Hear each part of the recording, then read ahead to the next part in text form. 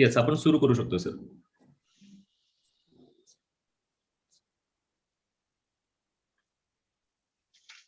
आगतम स्वागतम सुस्वागतम. The unique Academy Pune आणि जयवंत प्रतिष्ठान हुमगाव संचलित आमदार शशिकांत शिंदे महाविद्यालय मेढा व आमदार शशिकांत शिंदे स्पर्धा परीक्षा केंद्र कोरेगाव यांच्या संयुक्त विद्यमाने आज state level webinar on MPSC UPSC हे वेबिनार घेतलेले आहे. याचा विषय स्पर्धा परीक्षांची तयारी कशी करावी हा आहे. मी डॉक्टर सुधीर नगरकर, ग्रंथपाल आमदार शशिकांत शिंदे महाविद्यालय मेढा सर्व विद्यार्थ्यांचे सहर्ष स्वागत करीत आहे. ज्यांच्या आशीर्वादाने आमचे महाविद्यालय नावारूपाला आले, जयवंत प्रतिष्ठान संस्थेचे अध्यक्ष, माजी जलसंपदा मंत्री, माजी पालकमंत्री सातारा जिल्हा, विधान परिषदेचे आमदार आदरणीय शशिकांत शिंदे साहेब यांचं मी स्वागत करीत आहे. तसेच जयवंत प्रतिष्ठान हुमगावचे सचिव माननीय सौ वैशाली शिंदे मॅडम यांचेही स्वागत करीत आहे. माननीय श्री तेजस दादा शिंदे, युवकांचे आयडॉल, सातारा जिल्ह्याचे युवक राष्ट्रवादी काँग्रेसचे अध्यक्ष तेजस दादांचं या ठिकाणी मी स्वागत करीत आहे. त्याचप्रमाणे आमदार शशिकांत शिंदे महाविद्यालय चे प्राचार्य डॉक्टर प्रमोद घाटगे सर, त्याचबरोबर डॉक्टर गणेश होळ सर आणि युनिक अकॅडमीचे समन्वयक चंद्रकांत खराटे सर आणि प्रमुख मार्गदर्शक माननीय प्राध्यापक हर्षल लवांगरे सर यांचे सर्वांचे स्वागत करतो. आगतम स्वागतम सुस्वागतम. प्रथम प्रास्ताविकासाठी माननीय प्राचार्य डॉक्टर यांना विनंती करतो की त्यांनी आपले प्रास्ताविक या ठिकाणी करावे. Please doctor Ghatke sir.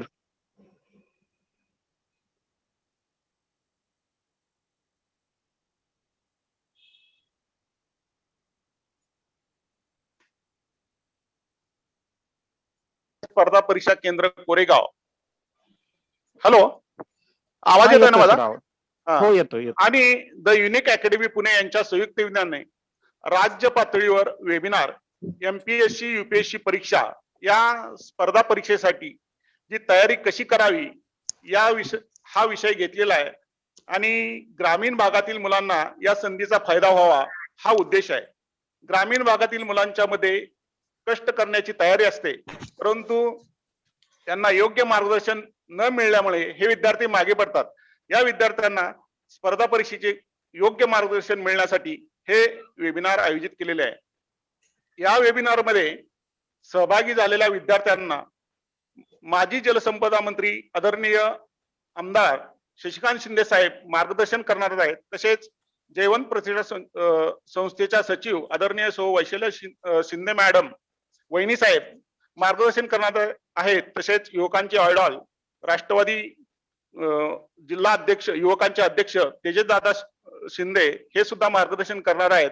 आणि महत्वाचं म्हणजे या वेबिनारचे प्रमुख वक्ते मान्य श्री चंद्रकांत खराटे द युनिक अकॅडमी पुणे हे मार्गदर्शन करणार आहेत.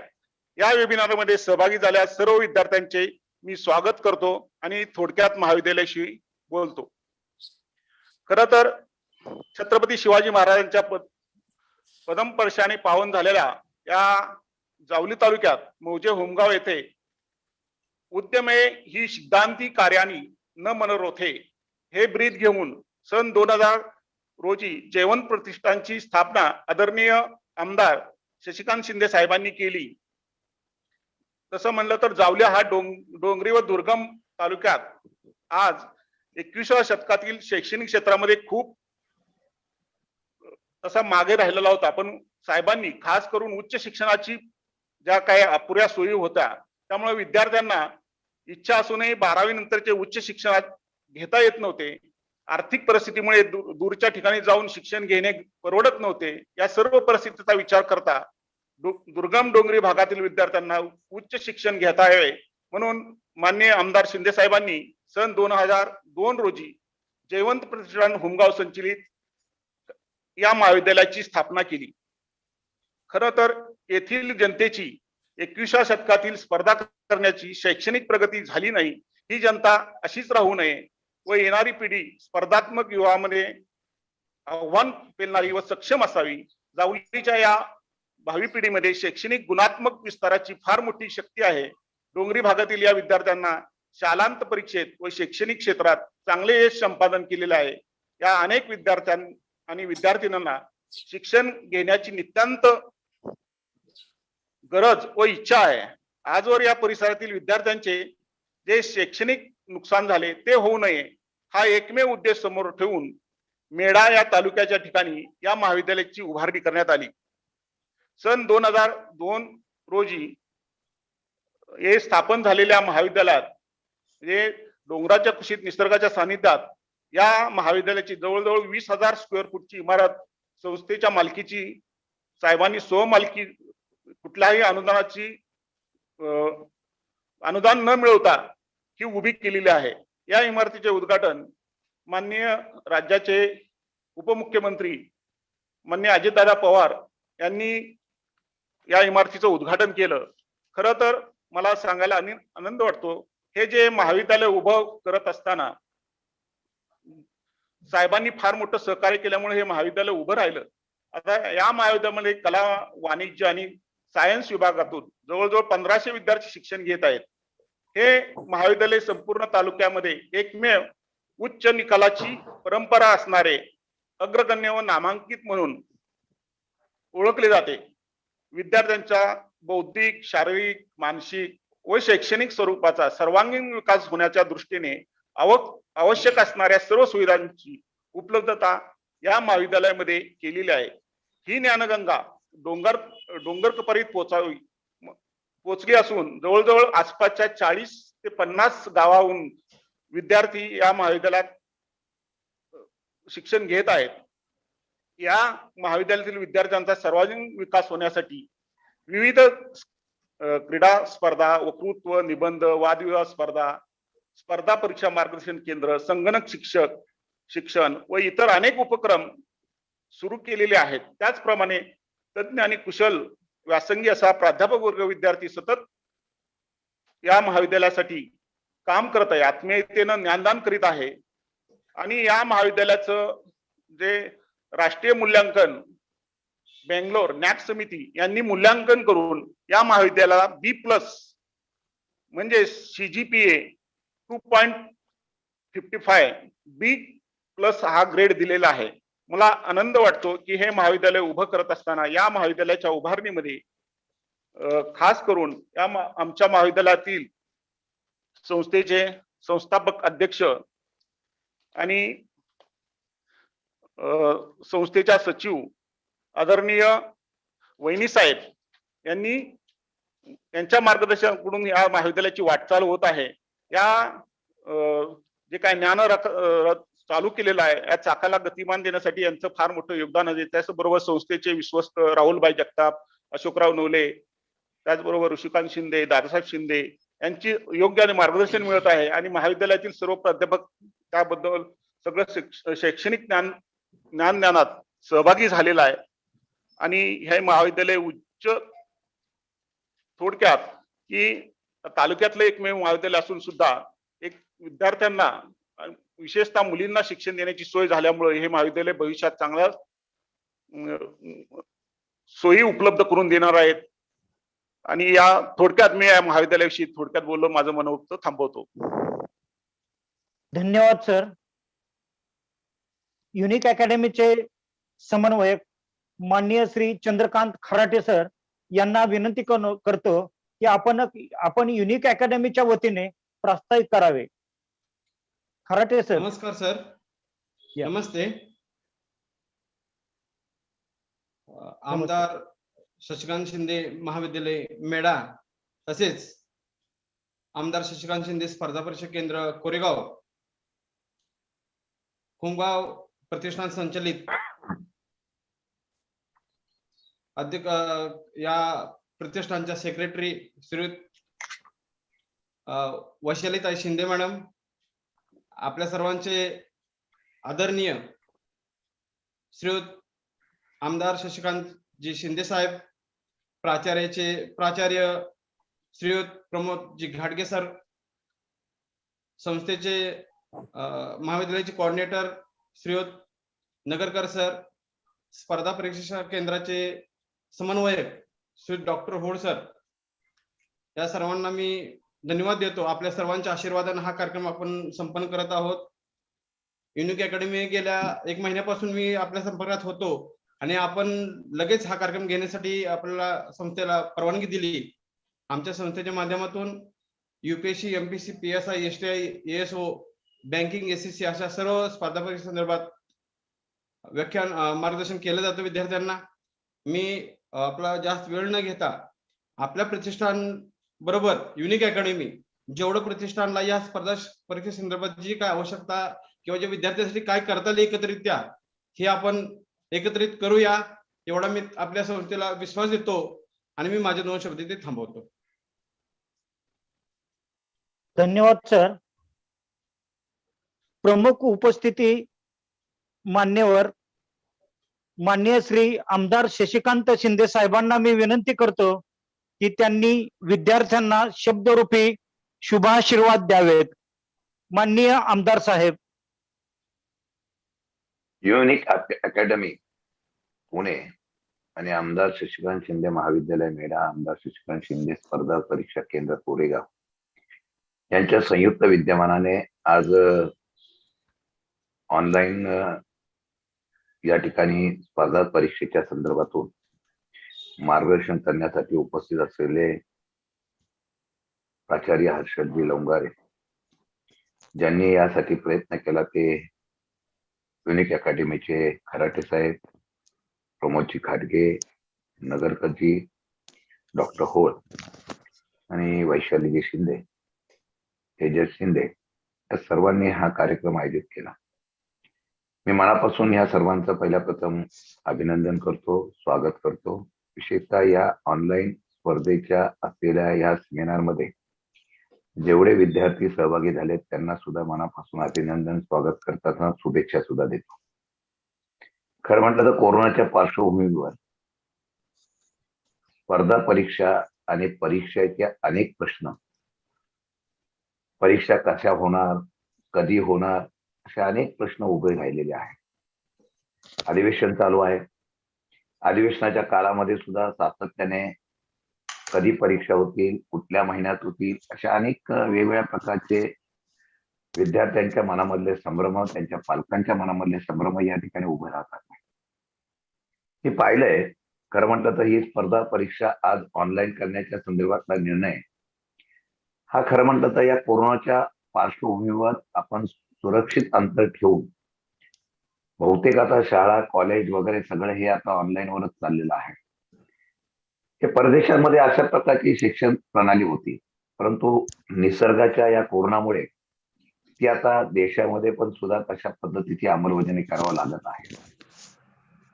खरं म्हटलं तर मी माझं भाग्य समजतो की मी लोकप्रतिनिधी म्हणून झाल्यानंतर या भागातल्या पहिल्या जावलीला होतो, नंतर कोरेगावला आहे, सातारा जिल्ह्यामध्ये काम करतो. आपल्या जिल्ह्यातले विद्यार्थी भविष्य काळामध्ये उच्च शिक्षित झाले पाहिजे, त्यांना चांगल्या प्रकारचं शिक्षणामध्ये यश आलं पाहिजे. त्यासाठी जे काही सामुग्री, जी काही त्यांना शक्ती लागते ती देण्याचा प्रयत्न हे लोकप्रतिनिधी करणं गरजेचं असतं.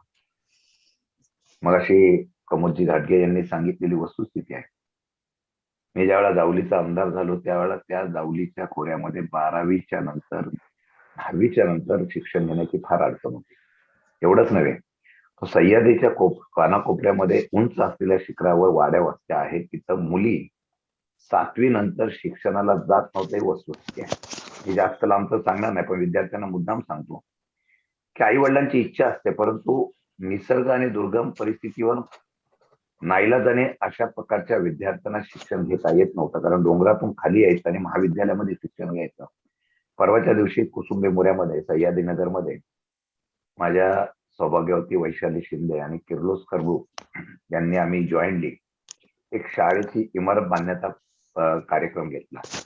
त्या ठिकाणी वैशाली शिंदे जेव्हा गेल्या होत्या, कारण आता सध्या मी राजकीय याच्यामध्ये गडबडीत असल्यानंतर त्या सगळ्या शिक्षणाचा भार उचलतात. त्यावेळेला मी पाहिलं तिथं त्यांनी मला सांगितलं की तिथल्या सर ग्रामस्थांनी सांगितलं की ज्या मुली आमच्या 7वी नंतर शिकत नव्हत्या त्या 12वीच्या नंतर चांगल्या उच्च शिक्षित होण्याचं त्या ठिकाणी शिक्षणाची व्यवस्था झाल्यानंतर यश प्राप्त झालं. हे जेव्हा कळलं त्यावेळेला काहीतरी सामाजिक चळवळीमध्ये आपण चांगलं काम केलेलं एक समाधान चेहऱ्यावर निश्चितपणाने पाहायला मिळतंय. आज जावळीसारख्या खोऱ्यामध्ये सुद्धा 1600च्या वरती विद्यार्थी या ठिकाणी शिक्षण घेत आहेत आणि याहीपेक्षा अजून वेगवेगळ्या केंद्र राज्याच्या वेगवेगळ्या शिक्षण धोरणाच्या संदर्भातला अभ्यास करून त्याच्या पद्धतीने तिथं सगळीकडे वाढ करण्याचा आम्ही निश्चितपणाने प्रयत्न करणार आहोत. हे सर्व करत असताना कधी अनुदान मिळतं, कधी अनुदान मिळत नाही. काल बजेट आता उद्या आहे, त्याच्यामध्ये कोरोनाच्या पार्श्वभूमीवर किती आर्थिक सुबत्ता मिळेल, काय योगदान मिळेल याच्या बाबतीमध्ये प्रश्नचिन्ह आहे. परंतु सर्वजण अगदी संचालकापासून आपण सगळेजण त्यामध्ये प्राचार्य, प्राध्यापक वगैरे सगळे मनापासून काम करत आहे, शिक्षक काम करत आहे, विद्यार्थी स्वतःहून स्फूर्तीने येत आहेत. त्यामुळे हे सगळं यश होतं. सांघिकपणाने काम केलं तर त्याला यश प्राप्त होत असतं. आणि म्हणून मी एवढंच सांगू इच्छितो. आणि एवढंच होत असताना आम्ही कोरेगाव मतदारसंघामध्ये सातारमध्ये राष्ट्रवादी काँग्रेस पक्षाच्या कार्यालयामध्ये आम्ही बघायचो की ज्या वेळा आदरणीय पवार साहेब, अजितदादा, सुप्रियाता यांनी सांगितलं की विद्यार्थ्यांचा स्पर्धा परीक्षेमध्ये ओढ वाढला पाहिजे. यशवंतराव चव्हाण प्रतिष्ठानमध्ये मुंबईमध्ये फार मोठं ग्रंथालय आहे. तशाच पद्धतीवर त्याच्या धर्तीवर सातारा जिल्हा नव्हे तर महाराष्ट्राच्या प्रत्येक पक्ष कार्यालयामध्ये अशा प्रकारची अकॅडमी सुरू करावी असं त्यांनी सूचना केल्या. वेटिंग राहायला लागली. डॉक्टर होळ वगैरे मी कोरेगाव मतदारसंघामध्ये आलो तर त्यांनी मला सांगितलं की साहेब आपल्याकडे पुन्हा मुलांना आणि विद्यार्थ्यांना फार मोठ्या प्रमाणात या स्पर्धा परीक्षेमध्ये उतरण्याची इच्छा आहे. आम्ही तिथे अकॅडमी सुरू केली. जागा अपूर्ण आहे, परंतु त्याही परिस्थितीमध्ये तिथे विद्यार्थी आणि विद्यार्थी येता हे मी स्वतः पाहिलेलं आहे. म्हणजे आज कालपर्यंत आपण या स्पर्धा परीक्षेमध्ये येऊ शकतो का नाही हा आत्मविश्वास आमच्या विद्यार्थ्यांमध्ये नव्हता. मग अशी गरीब विद्यार्थी मग आपण मोठे अधिकारी होऊ शकतो का अशा प्रकारचा प्रश्नचिन्ह होता. म्हणजे इतक्या लोकांचा, इतक्या विद्यार्थ्यांचा या स्पर्धा परीक्षेमध्ये अगदी 12-12 तास अभ्यास करण्याची जेव्हा इच्छा निर्माण होते, जिद्द निर्माण होते, हे बदलत्या त्या महाराष्ट्राच्या असलेल्या सर्व गतिमान क्षेत्रातलं हे प्रतीक आहे. आता अशा परिस्थितीमध्ये म्हणजे घरची परिस्थिती तर मी बोलणार नाही, काही सदन असतात, काही मध्यम असतात, काही गरीब असतात, परंतु मनामध्ये कुठलाही विद्यार्थ्याचं त्याला एक फार मोठी इच्छा असावी लागते. मी माझं उदाहरण एवढ्यासाठी सांगेल की मला खरं म्हणतं तर पोलीस अधिकारी व्हायची फार आवड होती. मी जरा धाडसी होतो म्हणून मला वाटायचं नेहमी पोलीस अधिकारी व्हावं. पण दुर्दैवाने ते होता आलं नाही, कारण राजकारणाचा अधिकारी होण्याची संधी मला प्राप्त झाली. परंतु आज मी ज्यावेळेला स्पर्धा परीक्षेचा निकाल बघतो त्यावेळेला महाराष्ट्रातल्या सगळ्यात चांगले विद्यार्थी पहिल्या क्रमांकाने येतात आणि आज मंत्रालयापासून प्रमुख अधिकारी क्षेत्रावर आज आमच्या मुलांनी त्या ठिकाणी निश्चितपणे यश मिळवलेलं आणि सगळे अधिकारी अशा पद्धतीने आपल्या दालनामध्ये वेगवेगळ्या कार्यक्षेत्रामध्ये पाहायला मिळाल्यानंतर महाराष्ट्र पुढे जातोय. कारण IAS ऑफिसर आणि बाकीच्या ठिकाणी ठराविक लोकांची जी हे होती मक्तेदारी होती ती आता महाराष्ट्र पाठीमागं करतोय. आणि त्यासाठी आपल्या सर्वांचा युनिक अकॅडमी असेल किंवा प्राचार्य आशा लोंगारे सारखे अशा प्रकारची वेगवेगळ्या प्रकारची लोक त्या ठिकाणी मार्गदर्शन करण्यासाठी उपस्थित होतात. लोकांना याही नवीन टेक्नॉलॉजीच्या माध्यमातून आमच्या विद्यार्थ्यांना प्रेरित करण्याचा प्रयत्न करतायत. मी मनापासून आपल्या सर्वांचं स्वागत करतो. माझं सहकार्य, माझ्या कुटुंबाचं सहकार्य, शेवटी विकास हा होत असतो, परंतु बौद्धिक विकास करणं फार गरजेचं असतं. बौद्धिक विकासाला फार मोठी चालना देणं गरजेचं असतं. त्यासाठी प्रत्येकाचं थोडं थोडं योगदान आपल्या बुद्धिमत्तेचं मिळालं तर मला वाटतं फार उत्तुंग शिखरावर आपला हा सातारा जिल्हा सुद्धा जाऊ शकतो. आणि म्हणून मी मनापासून आपल्या सर्वांचं अभिनंदन करतो. त्यांनी या ठिकाणी भाग घेतला त्या विद्यार्थ्यांना शुभेच्छा देतो आणि मला वाटतं की या स्पर्धा परीक्षेमध्ये तुम्ही सर्वजण यशस्वी व्हावं, मोठे अधिकारी व्हावे. मग त्या ठिकाणी आमचे युनिक अकॅडमीवाले आहेत, प्रमोदजी घाटगे आहेत, त्यानंतर डॉक्टर होळ असतील, सगळ्या मंडळींना मनापासून या ठिकाणी आभार व्यक्त करतो. मी वैशाली शिंदे, तेजस शिंदे आमच्या कुटुंबाच्या वतीने सर्वांना शुभेच्छा देतो. एक दिवस असा यावा की तुमचा सर्वांचा सन्मान करण्याचा आणि उत्तुंग अधिकारी होण्याचा, मान सन्मान करून तुमचा सत्कार करण्याचं भाग्य मला मिळावं. जो उद्देश आणि जी जिद्द मनामध्ये बाळगा, अशक्य काही नसतं. आता मी तुम्हाला एवढंच सांगेल की पराभव झाला का अपयश आलं तरी परत उभे राहण्याची क्षमता असावी लागते. आणि चांगलं काम करणाऱ्याच्या पाठीमागे नेहमी परमेश्वराचा आणि सर्वांचा आशीर्वाद असतो. त्यामुळे आपण यशस्वी व्हा, फार मोठ्या प्रमाणात नाव कमवा, एवढीच सदिच्छा देतो आणि थांबतो. धन्यवाद. धन्यवाद साहेब. आपले मार्गदर्शन नेहमीच आम्हाला प्रेरणा देणारे असते. साहेब, तुमच्यामुळेच आज जावळी तालुक्यातील, कोरेगाव तालुक्यातील डोंगरदऱ्यातील विद्यार्थी आज शिक्षण घेत आहेत. त्यांना शिक्षण मिळत आहे. सामर्थ्य आमच्या अंगी यावे, शब्द आपुले पेलण्याचे, भाग्य आम्हा लाभले, वक्तृत्व आपुले ऐकण्याचे. धन्यवाद साहेब, धन्यवाद. जेवण प्रतिष्ठान होमगावच्या सचिव आदरणीय सौ वैशाली शिंदे मॅडम यांना मी विनंती करतो नाही, ते की नंतर त्यांनी बोलतील. नंतर बोलणार आहेत. हा, बरोबर. त्यानंतर या ठिकाणी सुरू करा आता. युवकांच्या आयडॉल माननीय सुरू करा. तेजस दादा शिंदे, सातारा जिल्हा युवक राष्ट्रवादी काँग्रेसचे अध्यक्ष, त्यांना मी विनंती करतो की त्यांनी आपले मनोगत नाही, व्यक्त करावे. मी बोललोय त्यामध्ये सगळे आलेत, नंतर ते अटेंड अच्छा. होतील. तुम्ही सुरू करा. बर. Thank you sir. ऍक्च्युली शून्यातून विश्व निर्माण करण्यास तत्पर असणारे, स्पर्धा परीक्षेचा अभ्यास करणारे विद्यार्थ्यांना वहिनी साहेब आपले सदैव सहकार्य असते. कोरेगावला अभ्यासिका सुरू केल्यामुळेच अनेक गरीब होतकरू विद्यार्थ्यांना भविष्य घडवण्यासाठी आपण कायमच प्रयत्नशील असता. तर या ठिकाणी प्रमुख मार्गदर्शकांचा परिचय करून मी देत आहे. माननीय श्री प्राध्यापक हर्षल लवांगरे सर, ते युनिक अकॅडमी पुणे या ठिकाणी प्रोफेसर म्हणून कार्यरत आहे. त्यांचे education BSc agriculture, masters in public administration, तसेच masters in psychology, New Delhi. Sir civil services Times मॅगझिनचे कंटेंट रायटर आहेत. तसेच ते अँटी सुपरस्टिशन ऑर्गनायझेशन मध्ये सोशल ऍक्टिव्हिस्ट म्हणून काम करत आहेत. त्यांच्याकडे अनेक स्किल्स आहेत. Communication skills, leadership skills, technical, e learning, content design and developer, तसेच डिसिजन मेकिंग, असे त्यांचा बायोडाटा खूप मोठा आहे. पण त्यांचं मार्गदर्शन आपल्याला ऐकायचं आहे, त्यामुळं मी कमी वेळात त्यांचा परिचय करून देत आहे. तर स्पर्धा परीक्षेची तयारी कशी करावी या विषयावर माननीय हर्षल सरांना मी विनंती करतो की त्यांनी आपले मार्गदर्शन करावे. Sir, Harshal sir. Yes, thank you so much. आवाज येतो माझा सचिन? येतोय. Yes sir. Yes, thank you. So आजच्या या कार्यक्रमाचे सन्माननीय आमदार माननीय शशिकांतजी शिंदे साहेब, शशिकांत शिंदे महाविद्यालय मेढा आणि माननीय आमदार शशिकांत शिंदे स्पर्धा परीक्षा मार्गदर्शन केंद्र कोरेगाव आणि युनिक अकॅडमी यांच्या संयुक्त विद्यमानं आजचा हा वेबिनार संपन्न होत आहे. या वेबिनारच्या अग्रस्थानी अगदी सुरुवातीलाच आमदार साहेबांनी ज्या पद्धतीचं मार्गदर्शन आपल्या सर्व विद्यार्थ्यांना केलं आणि जे विद्यार्थी हा वेबिनार झूम वरती अटेंड करतायत आणि प्लस मी आता मगाशी बघत होतो तर युट्यूब वरती देखील जवळपास 500-600च्या आसपास स्टुडंट्स हा वेबिनार बघतायत.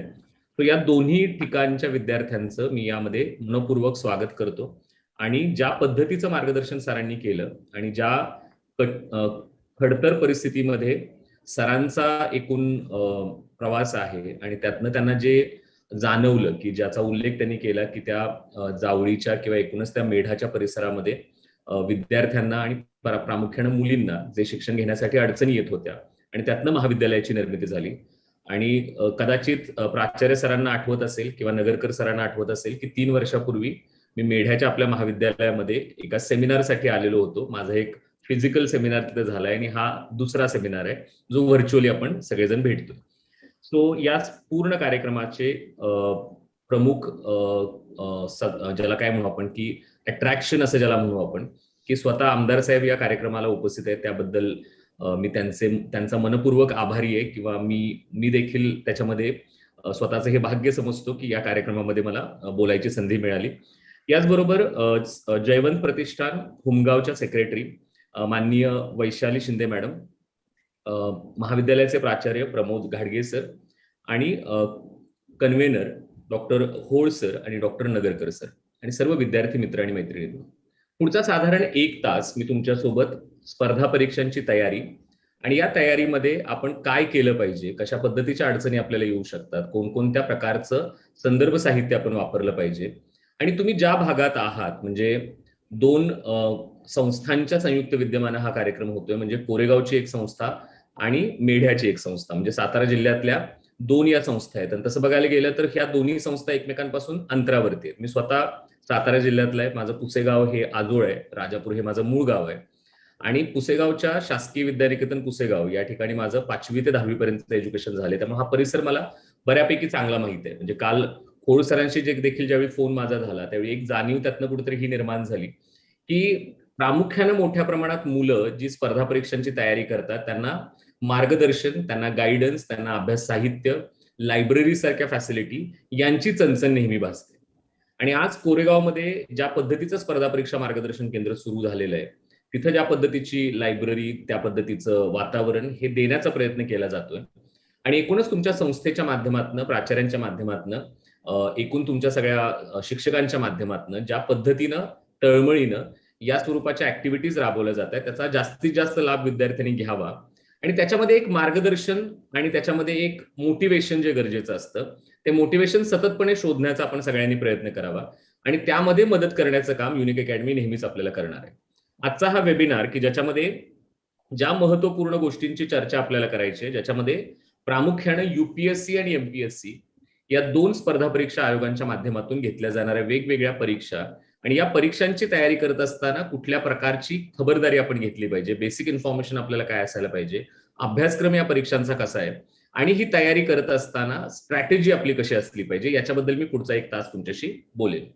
सविस्तर आणखी काही वेबिनार्स, जसं माझं काल चंद्रकांत सरांशी बोलणं झालं, होळ सरांशी देखील बोलणं झालं आणि माननीय आमदारांच्या परवानगीने मी असंही या ठिकाणी सांगू इच्छितो की येणाऱ्या कालखंडामध्ये आणखी काही स्पेसिफिक विषयांनुसार सेमिनार हे महाविद्यालयात जर घेता आले तर त्या माध्यमातून आणखी जास्त डीपमध्ये देखील विद्यार्थ्यांना मार्गदर्शन करण्याचा प्रयत्न ही युनिक अकॅडमी निश्चितच करेल.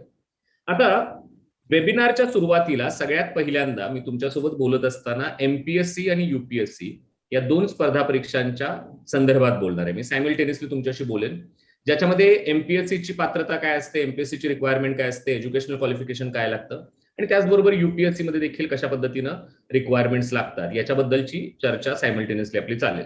तुमचे काही प्रश्न असतील तर at the end of this lecture आपण क्वेश्चन आन्सर सेशन मध्ये त्या प्रश्नांची चर्चा करणार आहोत. सगळ्यात पहिल्यांदा पहिला प्रश्न जो आपल्या मनामध्ये निर्माण होतो की या परीक्षांसाठी एज्युकेशनल क्वालिफिकेशन काय लागतं. कोणत्याही मान्यता प्राप्त विद्यापीठाची पदवी जर तुमच्याकडे असेल तर तुम्ही या स्पर्धा परीक्षा देऊ शकता. म्हणजे यशवंतराव चव्हाण महाराष्ट्र मुक्त विद्यापीठ असेल किंवा Indira Gandhi national open university असेल, या देखील विद्यापीठांच्या पदव्या या परीक्षेसाठी चालतात. तुम्ही तर सगळेजण कोल्हापूर विद्यापीठाच्या माध्यमातून त्याला अफिलिएटेड आहात. सो ज्या विद्यापीठांना युजीसीची मान्यता मिळालेली आहे अशा कोणत्याही विद्यापीठाची पदवी जर तुमच्याकडे असेल तर तुम्ही ही परीक्षा देऊ शकता. आता बऱ्याचदा लेक्चरच्या शेवटी विद्यार्थ्यांचा एक प्रश्न येतो की मग या पदवींमध्ये तुम्हाला गोल्ड मेडल पाहिजे का किंवा फर्स्ट क्लास पाहिजे का, तर मी म्हणेन अजिबात नाही. याचं कारण असं आहे की स्पर्धा परीक्षा आयोग, मग तो एमपीएससी असेल किंवा युपीएससी असेल, आपली स्वतःची स्वतंत्र परीक्षा कंडक्ट करतायत. म्हणजे एमपीएससी ची प्रिलिम तुम्ही देता, एमपीएससी ची मेन्स तुम्ही देता, एमपीएससी चा इंटरव्ह्यू तुम्ही देता, same as the thing with the UPSC. हे ज्यावेळी तुम्ही करत असता त्यावेळी आयोग तुम्हाला तपासतोय. त्यामुळे तुम्ही कॉलेजमध्ये किती मार्क्स पाडलेले आहेत किंवा कॉलेजमध्ये कशा पद्धतीने तुम्हाला मार्क्स मिळालेले आहेत हे इथं मॅटर करत नाही.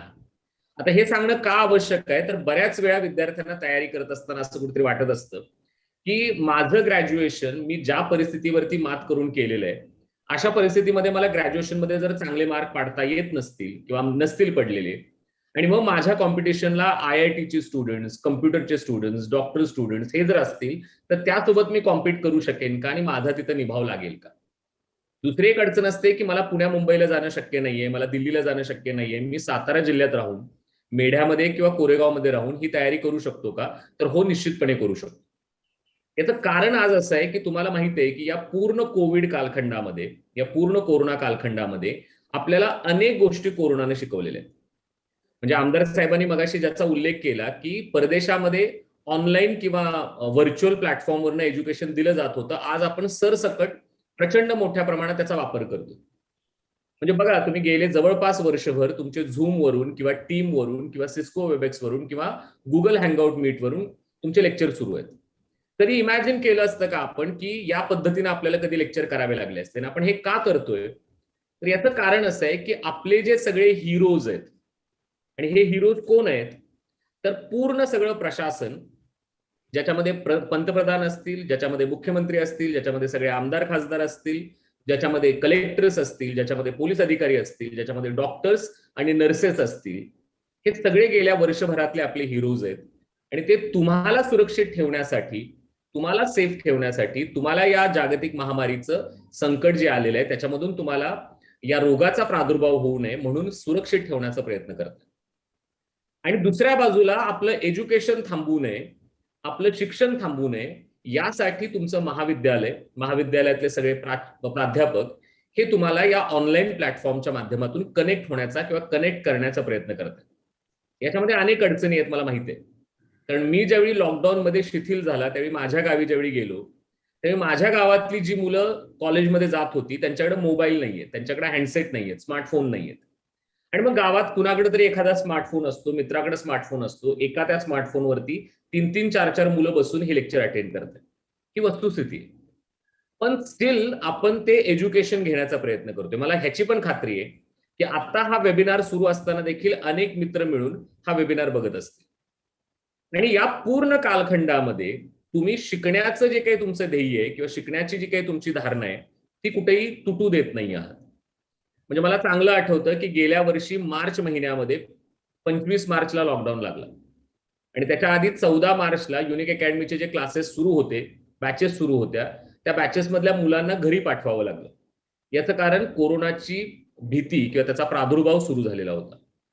25 मार्चला लॉकडाऊन लागला आणि 27 मार्चला युनिक अकॅडमीनं झूम प्लॅटफॉर्मच्या द्वारे गेल्या वर्षीच्या म्हणजे 2019 या वर्षात सुरू झालेल्या बॅचेसचे लेक्चर स्टार्ट केले.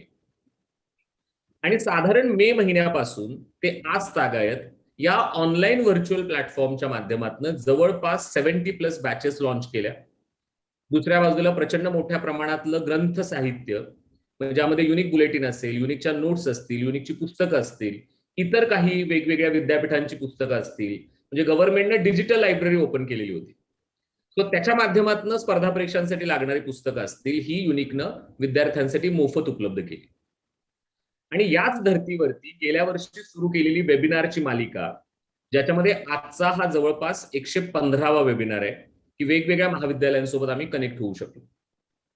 तर हे सगळं जे सुरू आहे ते सगळं तुमच्यासाठी आणि तुमचा अभ्यास कुठेही खंड त्याच्यामध्ये पडू नये यासाठी. आणि म्हणून जो मुद्दा मी सुरू केलेला होता की जर मला असं वाटत असेल की मी कोरेगावमध्ये राहून किंवा मेढ्यामध्ये राहून ही तयारी करू शकतो का, तर निश्चितपणे करू शकतो. आज सगळी साधनं, आज सगळी माध्यमं तुमच्या फिंगर टिप्स वरती आहेत. तुमच्या त्या मोबाईलमध्ये वेगवेगळ्या प्रकारचे जे ऍप्लिकेशन्स आहेत त्या ऍप्लिकेशनचा वापर चांगल्या माध्यमातून करून तुम्ही ती माहिती जिथं आहात तिथं मिळवू शकता. आणि मग त्यासाठी वेगवेगळ्या प्रकारचा वापर मोबाईलचा कसा करायचा, इंटरनेटचा वापर कसा करायचा याच्याविषयी देखील मी बोलेन. तर तुम्हाला फक्त ग्रॅज्युएशन मध्ये तुम्ही पास असणं ही बेसिक पात्रता किंवा बेसिक क्वालिफिकेशन या परीक्षांमध्ये. एज लिमिट काय लागतं, तर जर तुम्ही युपीएससी करत असाल तर युपीएससी मध्ये मिनिमम एज लिमिट आहे 21 इयर्स. 21 वर्ष जर तुमचे पूर्ण झालेले असतील तर तुम्ही युपीएससी मध्ये परीक्षा देण्यासाठी पात्र होता. आणि एमपीएससीचा जर विचार केला तर एमपीएससी मध्ये 19 इयर्स जर कंप्लीट असतील तुम्हाला तर तुम्ही एमपीएससीच्या स्पर्धा परीक्षांमध्ये तुम्ही पात्र ठरू शकता. हे झालं minimum age limit. Maximum age limit काय आहे, तर मॅक्सिमम एज लिमिट युपीएससी मध्ये जर तुम्ही ओपन कॅटेगरीत असाल तर 32 वर्षापर्यंत, जर ओबीसी मध्ये असाल तर 35 इयर्स पर्यंत, आणि एससी एसटी मधून बिलॉंग करत असाल तर 37 इयर पर्यंत युपीएससीची परीक्षा देऊ शकता. आणि एमपीएससीचा जर विचार करत असाल तर ओपन कॅटेगरीतले स्टुडंट्स वयाच्या 38व्या वर्षापर्यंत ही परीक्षा देऊ शकतात. आणि एससी एसटी ओबीसी किंवा बॅकवर्ड कम्युनिटीज याच्यामध्ये ही परीक्षा आणखी +5 इयर्स तुम्हाला देता येऊ शकते. दोन्ही परीक्षांमध्ये आता अटेम्प्ट आलेले आहेत. म्हणजे बघा की तुमच्यापैकी अनेक जण एमपीएससीचा विचार करत असतील आणि तुम्हाला असं वाटत असेल किंवा तुम्हाला आतापर्यंत असं माहित होतं की एमपीएससीची परीक्षा दरवर्षी देता येऊ शकते, पण आता त्याला मर्यादा आलेल्या आहेत. आता मर्यादा का आलेल्या आहेत, तर युपीएससीच्या धर्तीवरती तुम्हाला एमपीएससी मध्ये देखील अटेम्प्ट्स वाईज ती परीक्षा द्यावी लागणार आहे. म्हणजे युपीएससीत काय असतं, तर ओपन कॅटेगरीच्या स्टुडंट्सना वयाच्या 32व्या वर्षापर्यंत 6 अटेम्प्ट्स आहेत. ओबीसी कॅटेगरीतल्या विद्यार्थ्यांना वयाच्या 35व्या वर्षापर्यंत 9 अटेम्प्ट्स आहेत आणि एससी एसटी कॅटेगरीतल्या विद्यार्थ्यांना अनलिमिटेड अटेम्प्ट्स आहेत.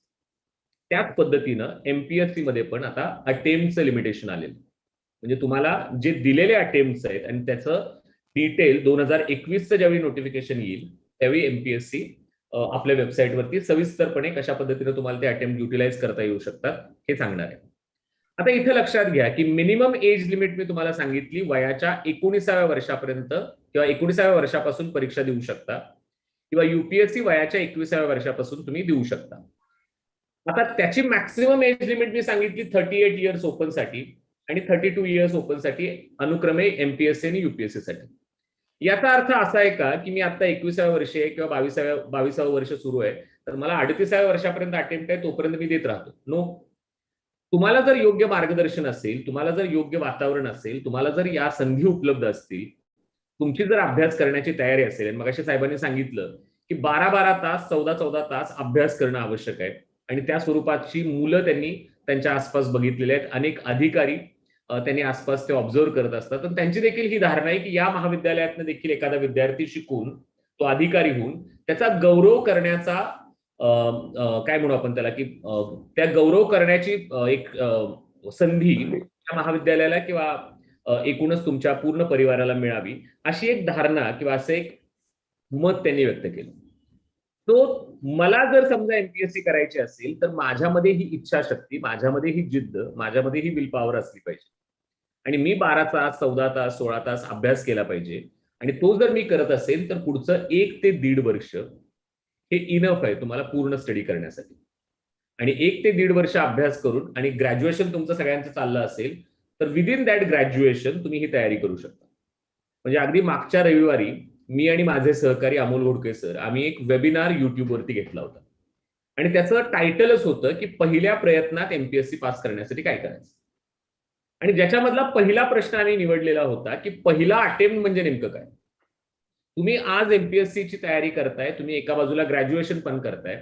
हे ग्रॅज्युएशन करत असतानाच तुम्ही जर तयारी केली आणि आफ्टर ग्रॅज्युएशन 1 वर्षभर व्यवस्थित अभ्यास केला तर ज्यावेळी तुम्ही अभ्यास करून तो अटेम्प्ट देता त्याला आपण फर्स्ट अटेम्प्ट कन्सिडर करतो.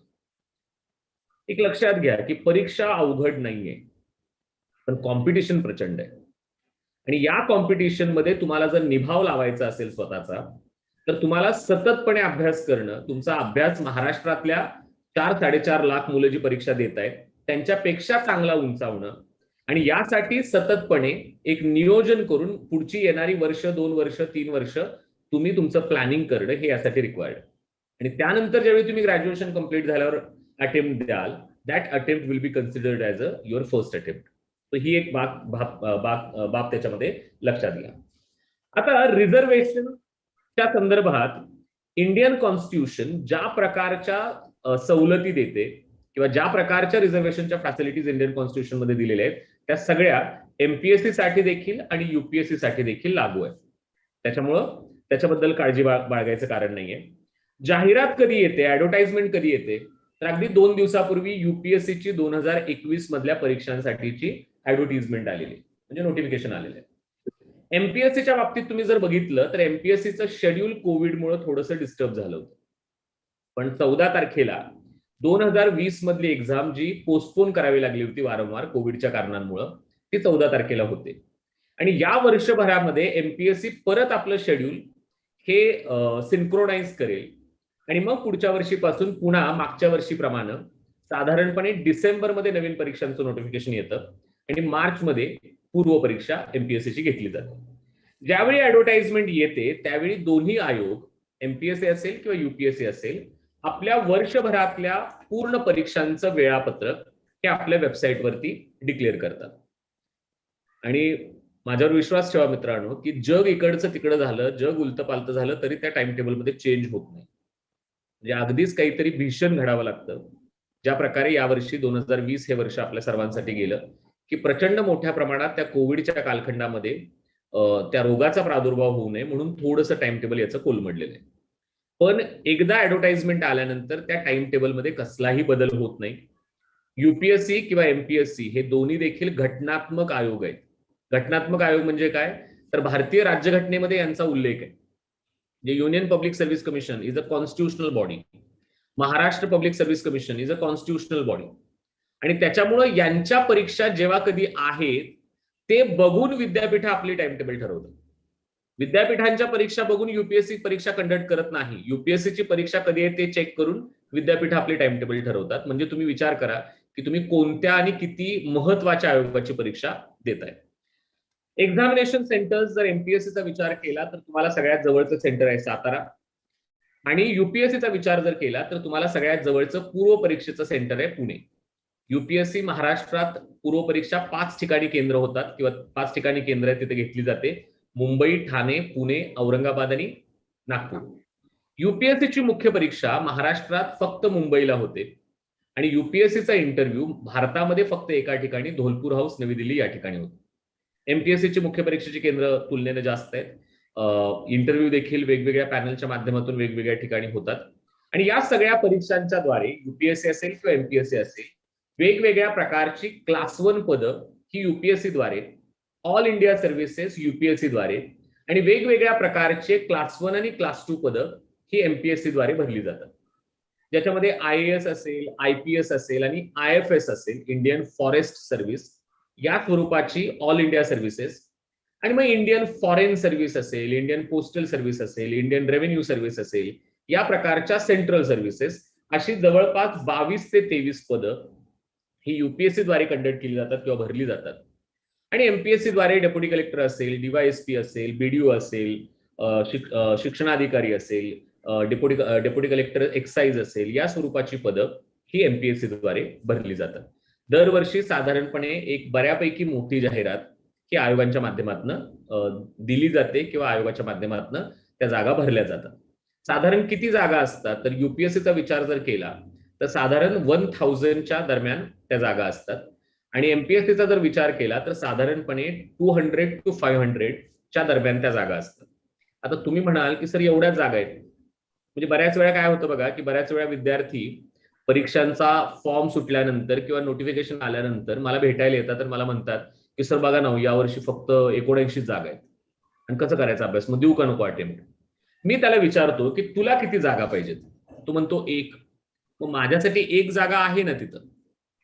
लक्षात एक घ्या की जागा किती निघाल्यात यापेक्षा माझा अभ्यास किती आहे हे महत्वाचं आहे, नंबर 1.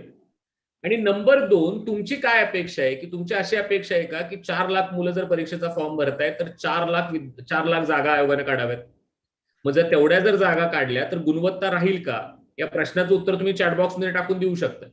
तर ऑब्व्हियसली त्याचं उत्तर आहे की ते गुणवत्ता नाही राहणार, आणि यासाठी गुणवान अशा स्वरूपाच्या अधिकाऱ्यांची निवड करणं हे आयोगाचं काम आहे, आणि ते काम या परीक्षांच्या माध्यमातून आयोग कंडक्ट करतो. सो हा झाला एक भाग. आता या परीक्षांचा पॅटर्न काय आहे. युपीएससी असेल किंवा एमपीएससी असेल, या दोन्ही परीक्षा ह्या 3 स्टेजेसमध्ये कंडक्ट केल्या जातात. आणि त्या 3 स्टेजेस कुठल्या, तर त्यातली पहिली आहे ती म्हणजे पूर्व परीक्षा, दुसरी आहे ती म्हणजे मुख्य परीक्षा, आणि तिसरी आहे ती म्हणजे मुलाखत, ज्याला पर्सनॅलिटी टेस्ट असं देखील म्हटलं जातं. तर या 3 टप्प्यांमध्ये ही परीक्षा कंडक्ट केली जाते. आपण या दोन्ही परीक्षांचं वेगळेपण आणि या दोन्ही परीक्षांमध्ये असलेली समानता या दोन्ही बाबींची चर्चा करणार आहे. युपीएससीची पूर्व परीक्षा आणि एमपीएससीची पूर्व परीक्षा या दोन्ही परीक्षा ह्या ऑब्जेक्टिव्ह टाईप आहेत. म्हणजे एक प्रश्न असतो आणि खाली 4 पर्याय तुम्हाला दिलेले असतात. आता हा जो सिलेबस आहे एमपीएससी और युपीएससीचा, हा सिलेबस 2011 मध्ये बदलला. जरा थोडासा हा इतिहास बघू आणि 5 मिनिटं मी त्याच्यामध्ये तुमचे इन्व्हेस्ट करतोय. 2010 पर्यंत युपीएससीचा सिलेबस पूर्व परीक्षेचा काय होता, तर 2010 पर्यंत एक जीएसचा पेपर होता ज्याच्यामध्ये 150 प्रश्न असायचे, आणि एक ऑप्शनलचा पेपर होता ज्याच्यामध्ये 150 प्रश्न असायचे. जीएसच्या प्रत्येक प्रश्नाला 1 मार्क आणि ऑप्शनलच्या प्रत्येक प्रश्नाला 2 मार्क्स. असा जीएसचा 150 आणि ऑप्शनलचा 300 अशी 450 मार्कांची पूर्व परीक्षा युपीएससी 2010 पर्यंत कंडक्ट करत होती. आता तुमच्या स्क्रीनच्या राईट हँड साइड बॉटम कॉर्नरला मोर नावाचा ऑप्शन आहे, ज्याच्यात चॅट बॉक्स आहे. मला जरा सगळ्या विद्यार्थ्यांनी सांगा की समजा हा जर पॅटर्न तुम्हाला अभ्यासासाठी दिला किंवा या पॅटर्न नुसार जर तुम्हाला परीक्षा द्यायची असेल तर तुम्ही कशाचा अभ्यास जास्त कराल रे? जीएसचा जास्त कराल का ऑप्शनलचा जास्त कराल? चॅट बॉक्स मध्ये टाका.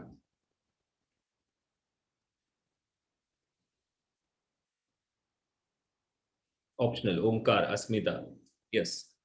कोमल, optional. Yes. Bappa Saheb, optional. Harshada, optional. Hemant, optional. Good. Rehan, option. Good. I appreciate that. Thank you. Thank you. आता नका टाकू.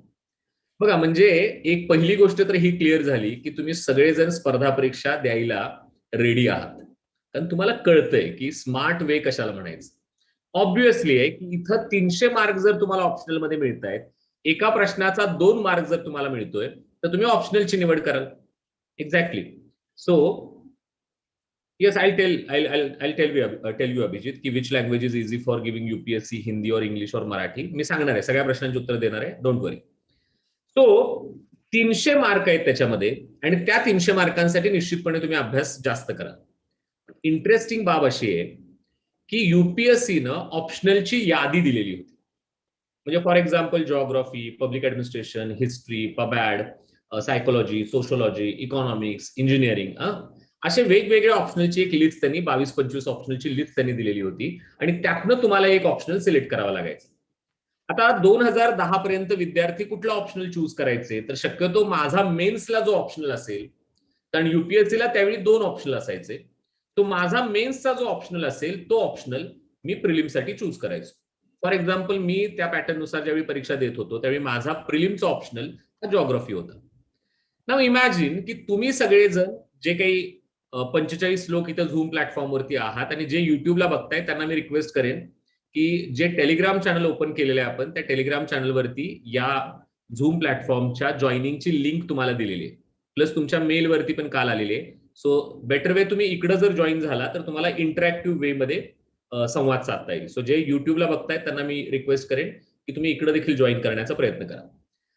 आता वेगवेगळे ऑप्शनल घेऊन विद्यार्थी परीक्षा द्यायचे. आपण 45 लोक आहोत. आपण असं इमॅजिन करू की आपल्यातल्या काही लोकांनी जिओग्राफी घेतला, आपल्यातल्या काहींनी हिस्ट्री घेतला, काहींनी पबॅड घेतला, काहींनी सायकोलॉजी घेतला, वगैरे वगैरे.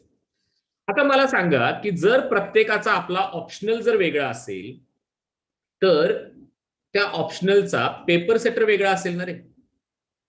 आणि जर पेपर सेटर वेगळा असेल तर त्या ऑप्शनल मध्ये त्या वर्षी विद्यार्थ्यांना जे मार्क्स पडतील ते मार्क्स वेगवेगळे असतील. म्हणजे फॉर एक्झाम्पल, पेपर सेटरनं कशा मूड मध्ये तो पेपर काढलाय याच्यानुसार त्याचे मार्क्स कमी जास्त होतील. इमॅजिन करा की सपोज जिओग्राफीचा या वर्षीचा ऑप्शनलचा पेपर सोपा निघाला तर त्यातल्या विद्यार्थ्यांना 300 पैकी 160 हे टॉपरचे मार्क आहेत आणि हिस्ट्रीचा अवघड निघाला, त्यातल्या टॉपरला 300 पैकी 120च मार्क्स पडले. तो याचा इम्पॅक्ट माझ्या टोटल स्कोरवरती होणार आहे, माझ्या 450 मार्कांच्या स्कोरवरती होणार आहे. हे टाळण्यासाठी युपीएससी काय करायची, तर युपीएससी इक्वेशनल कट ऑफ काढायची किंवा ज्याला काय म्हणू आपण की प्रपोर्शनल कट ऑफ त्याच्यामध्ये काढला जायचा. आणि मग याच्यामध्ये इक्वल प्लेइंग फील्ड राहत नव्हतं, याच्यामध्ये अनेक अडचणी देखील येत होत्या. राईट. म्हणजे एखाद्या ऑप्शनलचा पेपर किती लोकांनी भरलाय किंवा एखादा ऑप्शनल किती लोकांनी निवडलाय त्यानुसार प्रपोर्शन मध्ये ते विद्यार्थी सिलेक्ट केले जायचे. याला डिफरन्शियल कट ऑफ सिस्टीम असं देखील म्हटलं जातं. आणि मग आयोगाने काय केलं, तर आयोगाने असं ठरवलं की हा आपण ऑप्शनलचा घोळच काढून टाकू, हे 300 मार्कांचा घोळच काढून टाकू. बरं, दुसरा जो जीएसचा पेपर होता 150 मार्कांचा, युपीएससीनं त्या जीएसच्या पेपर्सचे मार्क्सच दिलेले नव्हते, सॉरी सिलेबसच दिलेलं नव्हतं. म्हणजे युपीएससी असं म्हणायची की everything under the sun which can be asked, सूर्याच्या प्रकाशात जे दिसतंय किंवा दिसत नाहीये त्यातलं काहीही विचारलं जाऊ शकतं. आता हे एवढं पण वेग नव्हतं. तुम्ही काही ठराविक मासिकं, ठराविक पुस्तकं, ठराविक संदर्भ साहित्य आणि हिंदू सारखं वर्तमानपत्र हे जर रीड करत असाल तर तुम्हाला बऱ्यापैकी त्याच्यामध्ये मार्क्स पडायचे. पण आयोगानं असं ठरवलं की हे आपण सगळं बंदच करून टाकू. आणि मग आयोगानं नवीन पॅटर्न आणला 2011 मध्ये, ज्याची घोषणा त्यांनी केली 2009च्या डिसेंबर महिन्यामध्ये. आणि त्यांनी असं सांगितलं की 2011 पासून जी पूर्वपरीक्षा आम्ही घेऊ त्या पूर्वपरीक्षेचा सिलेबस आम्ही चेंज करतोय. आता बघा की हे मी का सांगतोय टाइम इन्व्हेस्ट करून, की 2011 पासून बदल होणार आहे आणि त्याची घोषणा युपीएससी कधी करते 2009 मध्ये, 2 वर्ष आधी. हे नीट समजून घ्या मित्रांनो की आयोगाला तुमची काळजी आहे, कारण मेढ्यामध्ये किंवा कोरेगावमध्ये किंवा त्याच्या आसपासच्या पंचक्रोशीमध्ये ज्यावेळी तुम्ही राहताय त्यावेळी अनेक अफवांचं पीक तिथपर्यंत आलेलं असतं की यावर्षी परीक्षाच होणार नाहीये, यावर्षी आयोगानं पॅटर्नच चेंज केलाय, परीक्षा फेब्रुवारीमध्येच होईल, सीसॅट ऑप्शनलच केलाय, अशा अनेक अफवा तुम्हाला ऐकायला मिळतात. ह्या अफवांवरती विश्वास ठेवू नका, कारण तुमच्या बाबतीत कसल्याही प्रकारचा सिलेबस मधला बदल जर आयोगाला करायचा असेल तर त्याची पूर्वकल्पना आयोग तुम्हाला वेल बिफोर टाइम करतं. एमपीएससीच्या बाबतीतलं उदाहरण घ्या. 2020च्या पूर्वपरीक्षेमध्ये सीसॅट क्वालिफाईंग ठेवायचं का नाही ठेवायचं याची घोषणा आयोगानं 2019 मध्ये केली होती आणि 2018 मध्ये समिती नेमली होती आणि आयोगानं असं सांगितलं की 2019 मध्ये की आम्ही त्या केलेल्या समितीच्या द्वारे जे निष्कर्ष आले त्यानुसार सीसॅट आम्ही क्वालिफाईंग करत नाही, त्याचे मार्क्स पकडले जातील. सो आयोगाला तुमची काळजी आहे याचं भान ठेवा. आयोग अचानकपणे कुठल्याही प्रकारचे निर्णय घेत नाही. दुसरी महत्वाची गोष्ट, 2009 मध्ये ज्यावेळी हा पॅटर्न आयोगानं बदलला त्यावेळी मगाशी मी असं म्हटलं की जीएसचा सिलेबस 2010 पर्यंत नव्हता, पण हा सिलेबस ड्रास्टिक चेंज असलेला होता. त्यामुळे first time ever in the history of UPSC prelims आयोगानं प्रिलिमचा सिलेबस दिला जो तुमच्या स्क्रीनवर आहे. आता खरं तर हा सिलेबस युपीएससीचा नाहीये. यातली ही 2 वाक्य जर डिलीट केली तर हा सिलेबस युपीएससीचा होतो. 2011 मध्ये आलेला हा सिलेबस 2013 मध्ये एमपीएससीनं कॉपी पेस्ट केला, लिटरली कॉपी पेस्ट केला आणि ही 2 वाक्य त्याच्यामध्ये ऍड केली with special reference of Maharashtra जे हिस्ट्रीमध्ये ऍड केलं आणि current events of national and international importance याच्यामध्ये ऍड केलं. तो हा जो सिलेबस मी तुम्हाला आता स्क्रीनवरती देतोय जो तुम्हाला एमपीएससी किंवा युपीएससी साठी फॉलो करायचा आहे, या दोन्ही परीक्षांचा पूर्व परीक्षेचा सिलेबस हा समान आहे. आणि एमपीएससी मध्ये तुम्हाला महाराष्ट्राच्या संदर्भात काही महत्वाच्या बाबी या फॉलो कराव्या लागतात. हे का सांगितलं तर तुम्ही जर एमपीएससी ची तयारी करत असाल तर ती तयारी तुमच्या युपीएससी पूर्व परीक्षेची पण होते. फक्त विचारले जाणारे प्रश्न आणि त्या प्रश्नांची डेप्थ ही तुम्हाला कळाली पाहिजे किंवा तुम्हाला त्याचा अंदाज आला पाहिजे. तो हा झाला प्रिलिमचा जीएस पेपर 1 चा सिलेबस, ज्याच्यामध्ये 100 प्रश्न आहेत आणि प्रत्येक प्रश्नाला 2 मार्क.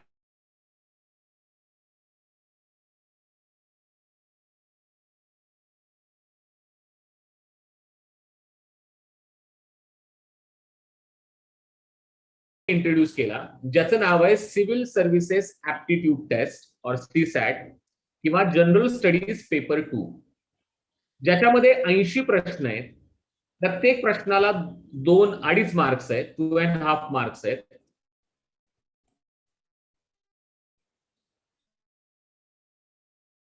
असा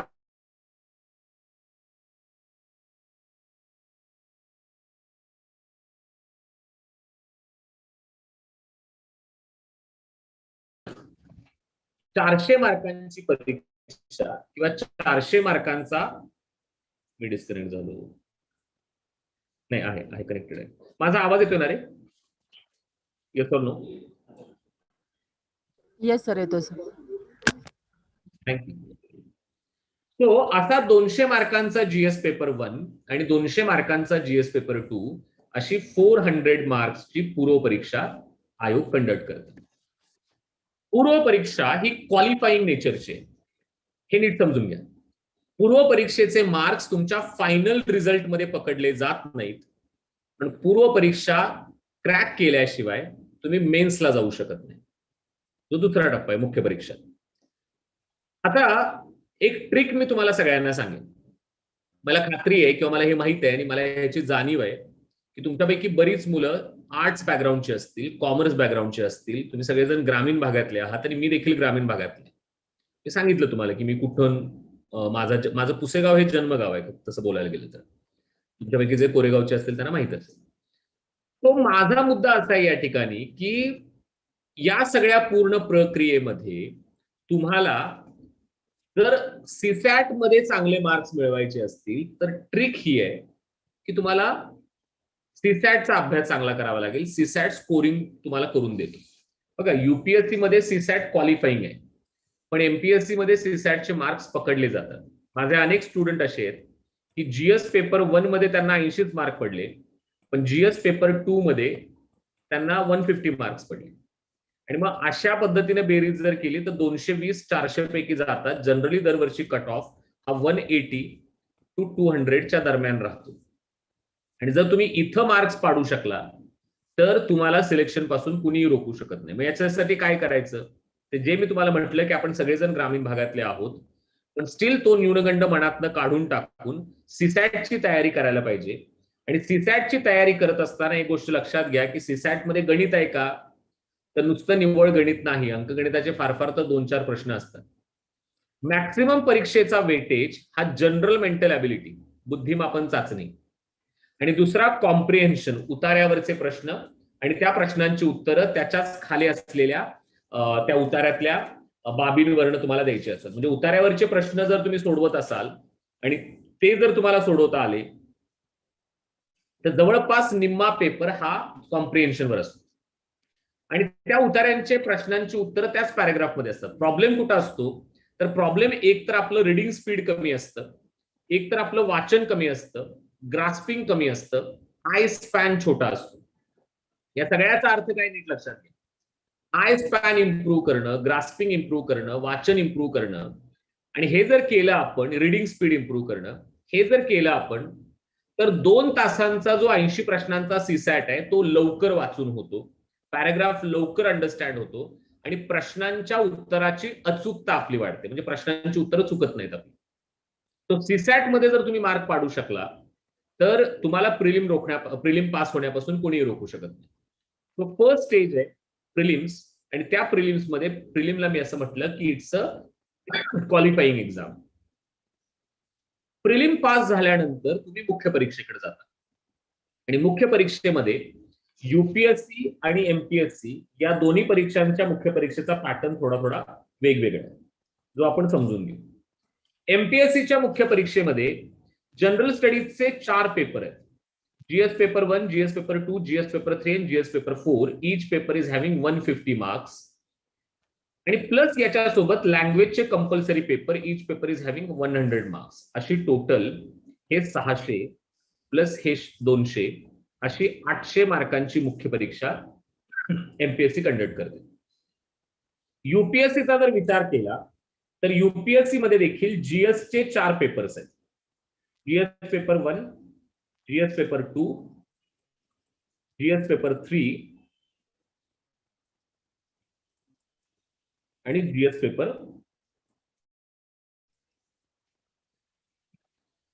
ज्याच्यामध्ये पेपर 1 ला 250 मार्क्स, पेपर 2 ला 250 मार्क्स, पेपर 3 ला 250 मार्क्स आणि पेपर 4 ला 250 मार्क्स.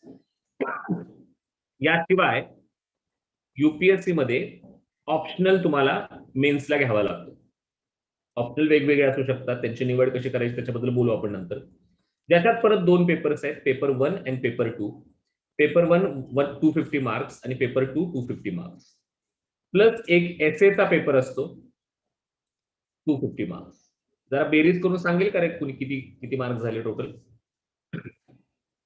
चॅट बॉक्स मध्ये टाकू शकता.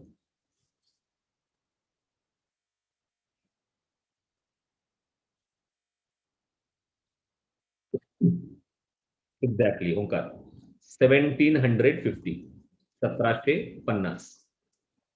तो 1750 मार्कांची मुख्य परीक्षा युपीएससी मध्ये होते. पण एक महत्वाचा फरक इथे आहे. एमपीएससी ची मुख्य परीक्षा ही ऑब्जेक्टिव्ह आहे, म्हणजे परत पूर्व परीक्षेसारखं एक प्रश्न आणि त्याची खाली 4 उत्तरं, जी उत्तरं तुम्हाला निवडायचे. मात्र युपीएससी ची मुख्य परीक्षा ही सब्जेक्टिव्ह आहे. तुम्हाला लिहावं लागतं आणि तुमचं आन्सर रायटिंग त्यामध्ये चांगलं असावं लागतं. आन्सर रायटिंग तपासलं जातं. त्यामुळे हे थोडंसं चॅलेंजिंग आहे युपीएससीच्या बाबतीत. आणि मग 1750 मार्कांची मुख्य परीक्षा युपीएससीची आणि 800 मार्कांची मुख्य परीक्षा एमपीएससीची ही क्वालिफाय झाल्यानंतर तिसरा टप्पा आणि अंतिम टप्पा आणि जो सगळ्यात महत्वाचा आहे दॅट इज पर्सनॅलिटी टेस्ट किंवा इंटरव्ह्यू, जो एमपीएससी मध्ये 100 मार्कांसाठी आहे आणि युपीएससीचा जर विचार केला तर युपीएससी मध्ये तो 275 मार्क्ससाठी. आता हे असं का, तर युपीएससी मध्ये मेन्सचे मार्क आहेत 1750 आणि एमपीएससी मध्ये मेन्सचे मार्क आहेत 800. सो या प्रपोर्शन मध्ये इंटरव्ह्यूचे मार्क्स आहेत आणि तुमचा फायनल रिझल्ट जो लागतो तो मेन एक्झाम प्लस इंटरव्ह्यू या दोन्हींचे मार्क एकत्र करून फायनल मेरिट लिस्ट तुमची लागते. म्हणजे तुम्हाला महाराष्ट्रात पहिला आला, महाराष्ट्रात पहिल्या 10 मध्ये आला किंवा भारतात पहिल्या 100 आला आणि तो आयएस बनला, तर त्याचे कुठले मार्क्स पकडले जातात, तर त्याचे मेन एक्झामिनेशनचे आणि इंटरव्ह्यूचे मार्क्स हे त्या ठिकाणी कॅल्क्युलेट केले जातात. ठीक आहे. सो आता इथं आणखी एक गोष्ट लक्षात घ्या की मुलाखतीमध्ये इंटरव्ह्यू मध्ये तुम्ही पाडायचे म्हटले तर 100 किंवा 275 पैकी आयोग तुम्हाला 40-50 मार्क्स पण देऊ शकतो आणि तुम्ही मनातच आणलं तर आयोग तुम्हाला 100 पैकी अगदी 80 आणि 275 पैकी अगदी 240 पर्यंत मार्क्स देऊ शकतो आणि हे मार्क्स तुमच्या फायनल रिझल्ट वरती परिणाम करतात.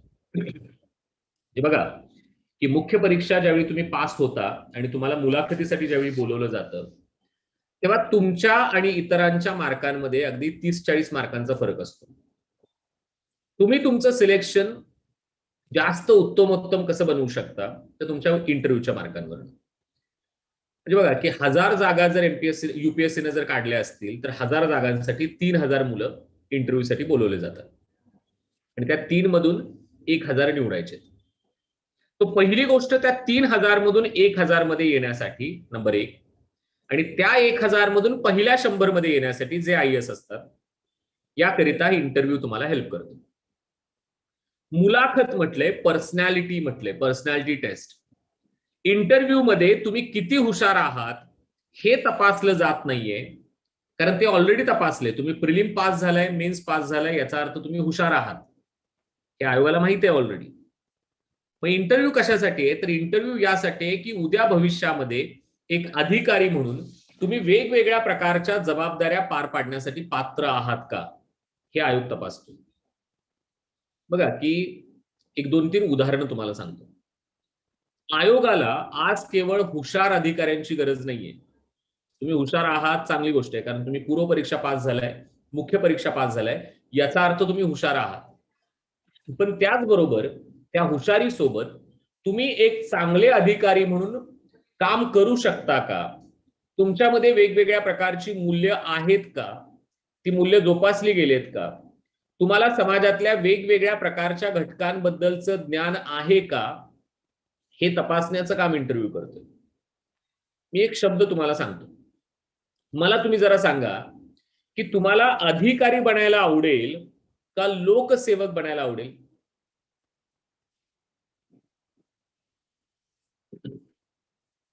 तुम्हाला दोन्हीतला कुठला शब्द चांगला वाटतो? अधिकारी हा शब्द चांगला वाटतो का लोकसेवक हा शब्द चांगला वाटतो?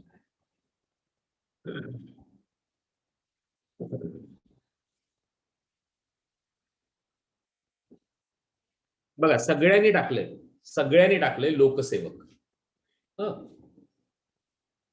आणि इंटरव्ह्यूला पण तुम्ही बोलणार आहात की इंटरव्ह्यूला तुम्हाला पॅनल विचारेल का रे, म्हणजे का अधिकारी व्हायचंय किंवा का एमपीएससी करतोय, का युपीएससी करतोय, तर तुम्ही काय उत्तर देता, सर मला समाजाची सेवा करायची म्हणून मी अधिकारी बनायला येतोय. मग तुम्हाला समाजाची सेवा जर करायची तर त्याची अनेक इतर पण माध्यम आहेत. तुम्ही एखादं सोशल वर्क पण करू शकता. मग तुम्ही काय म्हणता, नाही मला पेड सोशल वर्क करायचं, म्हणजे मी जे सामाजिक काम करणार आहे त्यासाठी मला पगार पण मिळाला पाहिजे. ठीक आहे, गपलत असते आपल्या आपल्या थॉट्स मध्ये. तुम्ही जर सगळे मला म्हणताय की लोकसेवक बनणं मला आवडेल, म्हणजे तुम्हाला लोकांची सेवा करण्यासाठी म्हणून यायचंय, तर मग आज बऱ्याच ठिकाणी जे चित्र दिसतं ते असं का दिसतं की जो अधिकारी आहे तो त्या एसी केबिन मध्ये बसून त्या ठिकाणी वेगवेगळ्या प्रकारचे आदेश धाडतोय आणि सर्वसामान्य गोरगरीब लोक खाली बसलेले आहेत आणि त्याची वाट बघतायत किंवा तो कधी बोलवेल यासाठी तिष्ठत उभे आहेत. हे चित्र बदलायला पाहिजे. दुसरं, तुम्ही इंटरव्ह्यू मध्ये काय म्हणता, तर तुम्ही इंटरव्ह्यू मध्ये म्हणता की सर मला सिस्टीम बदलायची. एक लक्षात घ्या की तुम्ही काहीतरी Superman, iron man, wonder women असं कोणी नाही आहात की मी आलो की सगळा समाज बदलेल. म्हणजे याचा अर्थ एवढ्या वर्षापासून जे लोक तिथं नोकरी करतायत, जे लोकप्रतिनिधी तिथं काम करतायत, त्यांनी काही केलं नाही असा अर्थ आहे का, असं म्हणायचंय का तुम्हाला? नो. तुम्ही एक तर त्या ठिकाणी पॅनलवरती जो इंटरव्ह्यूचा चेअरमन बसलाय त्याला तुम्ही असं म्हणताय की तुम्ही काहीच केलं नाही म्हणून मला अधिकारी बनायचं.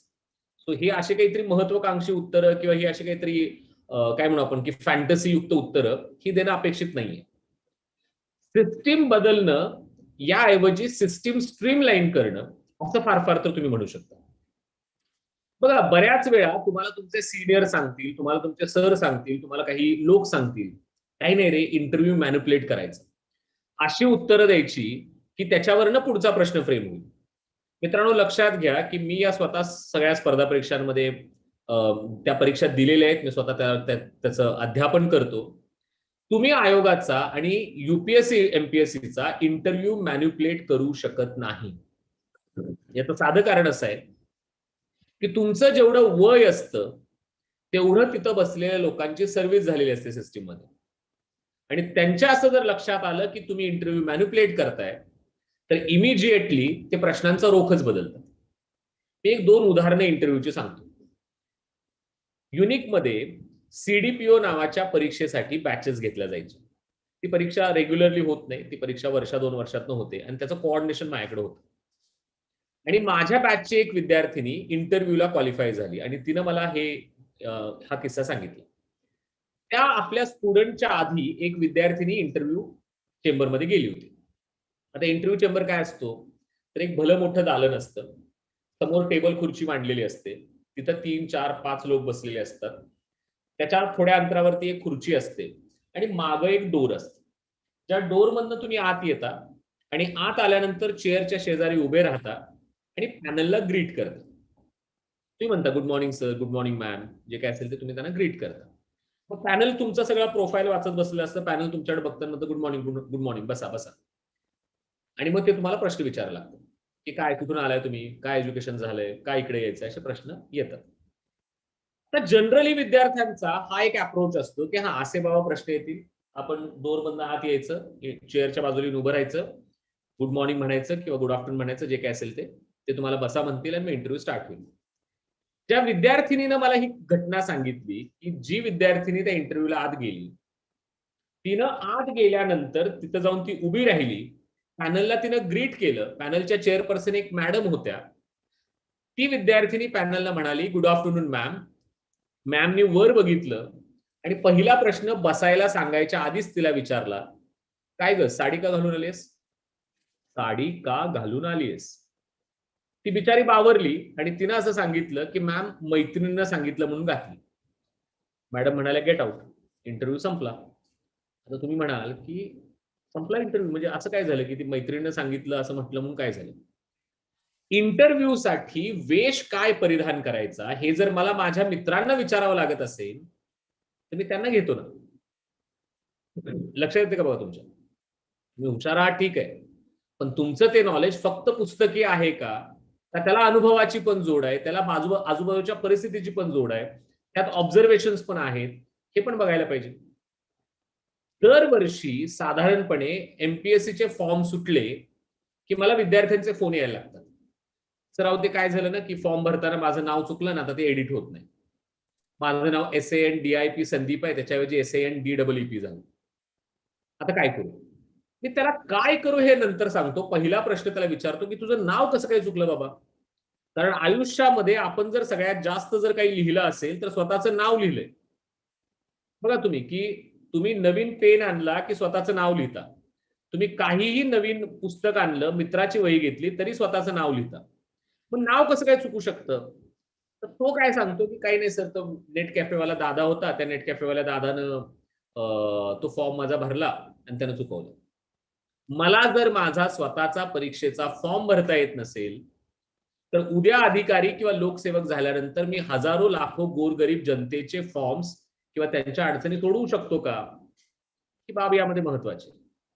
बघा, एक गोष्ट नेहमी लक्षात ठेवा आणि हे मी नेहमी सांगतो की an officer must be a secular one and he or she must be a neutral one. तुम्ही सेक्युलरच असला पाहिजे आणि तुम्ही न्यूट्रलच असला पाहिजे. याचं कारण हे आहे की उद्या तुम्हाला भविष्यामध्ये समाजातल्या वेगवेगळ्या धर्माच्या, वेगवेगळ्या जातीच्या, वेगवेगळी भाषा बोलणाऱ्या, वेगवेगळ्या लिंगाच्या स्त्री पुरुष असतील, या सगळ्यांच्यासाठी काम करायचं आणि त्यामध्ये माझा अप्रोच हा बायस्ड असता कामा नये. मी लोकसेवक म्हणून या पूर्ण समाजासाठी निवडून गेलो, नंबर 1. आणि नंबर 2, मी न्यूट्रल असलो पाहिजे. माझी पॉलिटिकल, माझे थिंकिंग थॉट्स काही असतील, पण मला उद्या काम करत असताना वेगवेगळ्या प्रकारच्या पॉलिटिकल पार्टी सोबत जुळून घेऊन काम करता आलं पाहिजे. बिकॉज या पूर्ण प्रक्रियेतला आणखी एक महत्वाचा व्यक्ती आहे, दॅट इज लोकप्रतिनिधी. लक्षात घ्या, त्रिकोण नीट समजून घ्या. या देशात सगळ्यात महत्वाचं कोण आहे, तर या देशात सगळ्यात महत्वाचे जनता, लोक. आणि या लोकांनी आपल्यातून एक व्यक्ती निवडून पाठवलेले विधानसभेमध्ये, विधान परिषदेमध्ये, लोकसभेमध्ये, राज्यसभेमध्ये, जी त्या लोकांचं प्रतिनिधित्व तिथं करते, कारण सगळ्या लोकांना तिथं जाणं शक्य नाही. त्यामुळे लोकसेवक हा लोकप्रतिनिधी आणि लोक यांच्यासाठी म्हणून काम करत असतो. आणि त्यामुळे हा त्रिकोण तुमच्या नीट लक्षात आला पाहिजे की या ज्या जनतेसाठी तुम्हाला निवडून पाठवलेलं आहे, ज्या जनतेसाठी तुम्हाला काम करायचंय आणि जे तुम्ही इंटरव्ह्यू मध्ये सांगितलंय की मला समाजाची सेवा करायची आहे, त्या समाजामध्ये हे सगळे लोक येतात. त्यात सगळ्या जाती धर्माचे लोक येतात, वेगवेगळी भाषा बोलणारे लोक येतात, वेगवेगळ्या प्रथा परंपरा मानणारे लोक येतात, वेगवेगळ्या जिल्ह्यातले लोक येतात, स्त्री पुरुष येतात, बालक येतात, अपंग येतात, वयोवृद्ध येतात, कामगार येतात, सगळे लोक त्याच्यामध्ये येतात. त्यामुळे माझा ऍटिट्यूड हा त्यांच्याबद्दल बायस असता कामा नये, नंबर 1.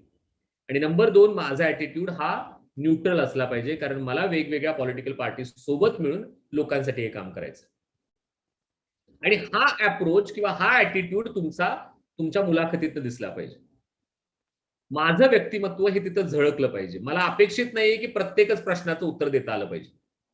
ठीक आहे, मी नाही दिली सगळ्या प्रश्नांची उत्तर, पण एखाद्या प्रश्नाचं उत्तर मी असं भन्नाट दिलं की आयोगाला कळालं की he is good enough to serve the post or to serve the nation or state, हे त्याला कळालं पाहिजे. ही मूल्यात्मकता तुमच्यामध्ये आली पाहिजे. जी मूल्य तुम्हाला शाळेमध्ये शिकवली गेलेली आहेत, तुमच्या शैक्षणिक पातळ्यांवरती शिकवली गेलेली आहेत. बघा, तुम्ही आठवून बघा की तुमच्या करिक्युलम मध्ये एक मूल्य शिक्षणचा तास होता. तो कसा शिकवला गेला किंवा कसा झाला मला माहित नाही, पण ती मूल्य काही प्रमाणात तुमच्यामध्ये रुजलेली नाहीये किंवा आपल्या सगळ्यांमध्ये रुजलेली नाहीये. काय मूल्य आहेत आपल्या मूल्य शिक्षणामध्ये, तर सर्व धर्म समभाव, बंधुभाव, लिंग विषमता आणि ती नाकारणं किंवा त्याला आपण म्हणतो की स्त्री पुरुष समानता, वैज्ञानिक दृष्टिकोन, श्रमाची प्रतिष्ठा, अशी 11 मूल्य आहेत आपल्या शिक्षणाच्या गाभा घटकामध्ये. ही जर मूल्य आपल्यामध्ये व्यवस्थित रुजली तर आपण समाजामध्ये ज्या काही विषमतांनी बघतो, समाजामध्ये जे काही मतं आपली तयार झालेली असतात पूर्वग्रह दूषिततेमुळं, ती होणार नाही. आणि खरं तर आज याच्यामध्ये सगळ्यात मोठा अडसर काय आहे, ही मूल्य न रुजवण्यामध्ये किंवा रुजवलेली मूल्य घालवण्यामध्ये, नंबर 1 तुमचं व्हॉट्सअप, ज्याला मी व्हॉट्सअप युनिव्हर्सिटी असं म्हणतो, की अनेक मेसेजेस आपण त्यातनं फॉरवर्ड करतो आणि चुकीची इन्फॉर्मेशन, ज्याला मिस इन्फॉर्मेशन म्हटलं जातं, ती पसरवली जाते. याचं कारण असं आहे की आजचा तरुण किंवा तुम्ही आणि मी आपण वाचतो कमी. आपल्याला व्हॉट्सअपवरनं जेवढं ज्ञान मिळतंय तेवढ्यावरच आपण खुश आहोत, ही पहिली बाब आहे. आणि नंबर 2, आपल्या देशामधली वेगवेगळ्या प्रकारची अलीकडच्या कालखंडामधली माध्यमं, जी माध्यमं हिंसक अशा पद्धतीनं भाष्य करताना दिसतात. म्हणजे मोठमोठ्यानं आरडाओरडा करायचा, मोठमोठ्यानं शिवीगाळ करायची, मोठमोठ्याने एकमेकांवरती आरोप करायचे, आणि जे चवीनं आपण संध्याकाळच्या 9च्या प्राईम टाइमच्या डिबेटमध्ये ऐकत असतो. मी वारंवार अलीकडे विद्यार्थ्यांना एक प्रश्न विचारतो, मला एका प्रश्नाचं उत्तर द्या की तुम्हाला काय वाटतं की हिंसा चांगली का अहिंसा चांगली? चॅटबॉक्स मध्ये टाका.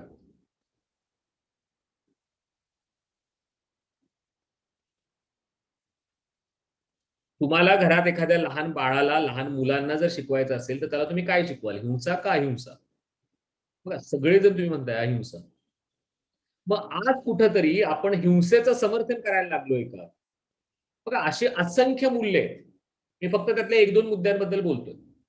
आणि मला ही खात्री आहे की ग्रामीण भागामध्ये आजही ती मूल्य शहरी भागापेक्षा जास्त चांगल्या पद्धतीने जोपासली जातात किंवा जास्त चांगल्या पद्धतीने ती रुजलेली आढळतात. आणि मग तुम्ही जो काही न्यूनगंड बाळगता की मी पुण्या मुंबईच्या मुलांच्या तोडीनं अभ्यास करू शकेन का, हा का बाळगताय, हा पहिला प्रश्न. तर तुमच्यामध्ये तर उलट त्या सगळ्या क्वालिटीज आहेत, सगळ्या तुमच्या गुणवत्ता तिथं आहेत. राहिला मार्गदर्शनाचा प्रश्न, तर ते मार्गदर्शन उपलब्ध होतंय तुम्हाला. जे वेबिनार मधनं होतंय, युनिक अकॅडमीचे ऍक्सेस तुम्हाला मिळत आहेत. तुम्हाला पुण्यात यायची गरज नाही, तुम्ही जिथं आहात तिथनं तुम्ही लेक्चर्स अटेंड करू शकताय आज. तर त्याच्यामुळे हे सगळ्या प्रकारचे न्यूनगंड डोक्यातनं काढून टाका आणि या परीक्षांच्या तयारीमध्ये अगदी क्लिअर माइंडसेटनं ती तयारी करायला सुरुवात करा. आता शेवटचे 2-3 मुद्दे, ते म्हणजे या सगळ्या परीक्षांचं वे ऑफ प्रिपरेशन काय असावं. मगाशी अभिजितनं जो प्रश्न विचारला की लँग्वेज सिलेक्शन काय असावं, तर मी असं म्हणतो की तयारी करत असताना आधी इंटरव्ह्यूची, नंतर मेन्सची आणि सगळ्यात शेवटी प्रिलिमची तयारी करा. खरं तर इंटरव्ह्यूची तयारी ही सतत चालणारी प्रक्रिया आहे, जी आजपासून कदाचित तुमच्या मनामध्ये सुरू होईल. पण पहिल्यांदा सुरुवात मुख्य परीक्षेच्या तयारीपासून करा, कारण मुख्य परीक्षेचा विस्तार मोठा आहे आणि तो जर अभ्यास व्यवस्थित केला तर पूर्व परीक्षेची तयारी आपोआप होते. युपीएससी मध्ये लँग्वेज सिलेक्शनचा प्रॉब्लेम येतो. मी तुम्हाला असं सजेस्ट करेन की आज मराठी मधून सगळीच्या सगळी पुस्तकं युनिकनं उपलब्ध केलेली आहेत आणि ती अगदी तुम्हाला साताऱ्यामध्ये युनिकची शाखा आहे, त्या युनिकच्या ब्रांच वरती देखील ती पुस्तकं अवेलेबल होतील, त्या नोट्स अवेलेबल होतील. आज युनिकच्या अनेक बॅचेस ह्या ऑनलाईन सुरू आहेत. तुम्ही जर हे लेक्चर झूमवरून अटेंड करताय तर पुण्यातली युनिकच्या क्लासरूम मधले लेक्चर्स लाईव्ह टेलिकास्ट होत आहेत तुमच्या मोबाईलवरती. आता मी हे जे लेक्चर घेतोय ते युनिकचं जे ई लर्निंगचं कंट्रोल रूम आहे. I am a course director e learning in unique academy. So आमचा जो स्टुडिओ आहे ई लर्निंगचा, त्याच्यातून मी हे लेक्चर देतो. पण लेक्चर जी डिलिव्हर होतात ती क्लासरूम मधनं आम्ही सिस्टीम केलेली आहे लाईव्ह टेलिकास्ट करण्याची. सो रिअल टाइम मध्ये ते लेक्चर तुम्ही कोरेगावमध्ये बसून, मेढ्यामध्ये बसून किंवा आणि कुठे जिथं असाल तिथनं बसून तुम्ही हे लेक्चर्स अटेंड करू शकता. सो आज या फॅसिलिटी आहेत तुमच्यापर्यंत. सो लँग्वेज सिलेक्शनच्या बाबतीत तुम्हाला म्हणेन की तुम्हाला जे कम्फर्टेबल वाटतं, आणि मी तुम्हाला म्हणेन की मी स्वतः माझं 10वी पर्यंत एज्युकेशन मराठीतनं झालंय. 11-12ला मी सायन्स केलं कोल्हापूरच्या विवेकानंद महाविद्यालयातनं आणि त्यानंतर मी कोल्हापूरच्या गव्हर्नमेंट ऍग्रिकल्चर कॉलेजमधून, ज्याचं आता नाव राजश्री शाहू कृषी महाविद्यालय कोल्हापूर झालंय, तिथून माझी पदवी केली. माझं एकूण बॅकग्राऊंड जर बघितलं तर मराठी बॅकग्राऊंड होतं. मला इंग्रजीची भीती वाटायची. स्टील माझं युपीएससीचं जे अटेम्प्ट होते, माझं युपीएससीचं ऑप्शनल किंवा जीएस किंवा माझी लँग्वेज युपीएससीची ही इंग्रजी होती. स्टेप बाय स्टेप तुम्ही जर इम्प्रूव्हमेंट केली तर तुम्ही त्या लँग्वेजवरती कमांड मिळवू शकता. तुमचा स्वतःवरती विश्वास असला पाहिजे, मेहनत घ्यायची तयारी असली पाहिजे. त्यामुळे घाबरू नका अजिबात. तुम्ही इंग्रजीमधून जर करायची असेल तयारी तर तीही करू शकता.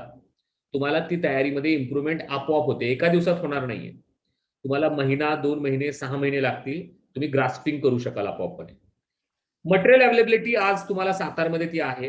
पुण्यामध्ये आलात तर पुण्यामधनं देखील तुम्हाला ते मटेरियल आप्पा बळवंत चौकामध्ये किंवा युनिकच्या बुक स्टोअरमध्ये मिळू शकतं. रेफरन्स बुक्सची यादी मी चंद्रकांत खराटे सरांना मी एक लिस्ट प्रोव्हाइड करेन. ती ते तुम्हाला नगरकर सरांना किंवा तुमच्या प्राचार्यांना ते पाठवतील. तुमचे प्राचार्य तुम्हाला ती तुमच्या ग्रुप्सवरती देतील.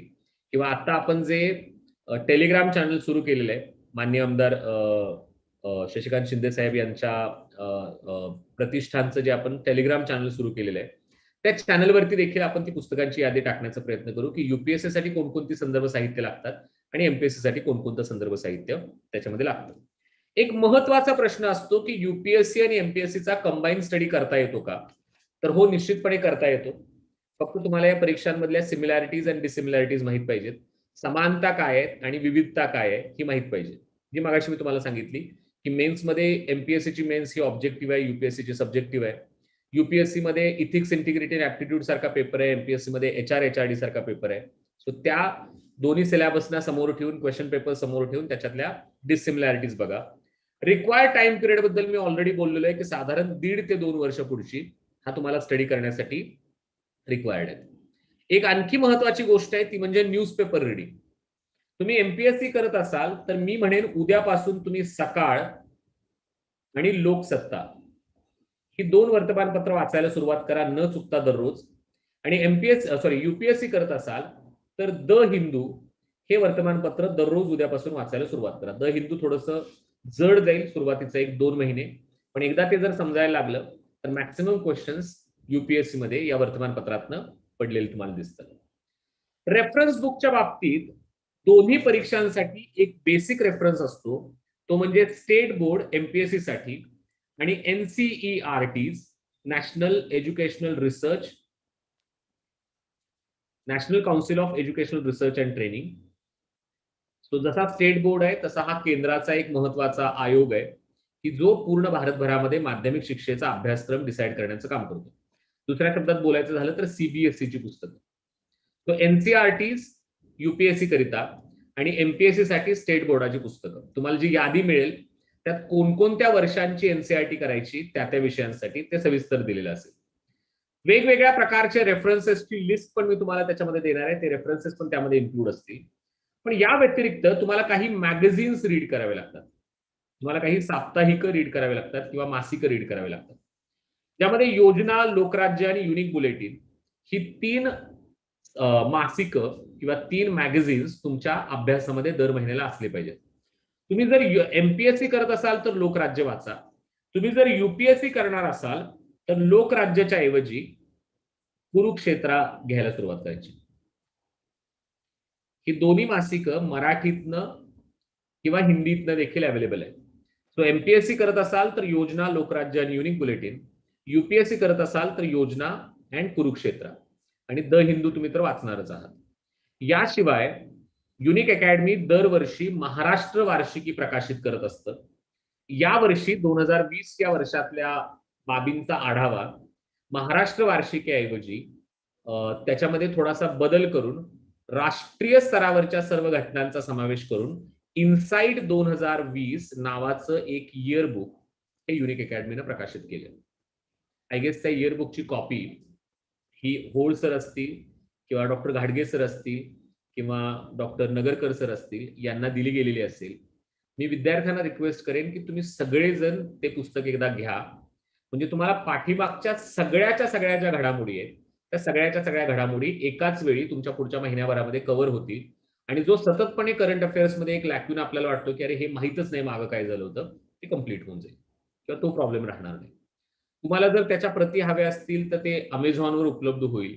आणि आय गेस मला वाटते चंद्रकांत सरांनी प्राचार्यांना रिक्वेस्ट करून त्या डिस्काउंट रेटमध्ये देखील तुम्हाला द्यायची बोलणी झालेली आहेत की जेणेकरून तुम्हाला जास्त त्याच्यासाठी पैसे बिअर न करता त्याची काही प्रिंटिंग कॉस्ट असेल त्याच पद्धतीने ते तुम्हाला उपलब्ध देखील करण्यासंदर्भात त्या आधी बोलणी तुमची झालेली असावीत असं मला अपेक्षित आहे.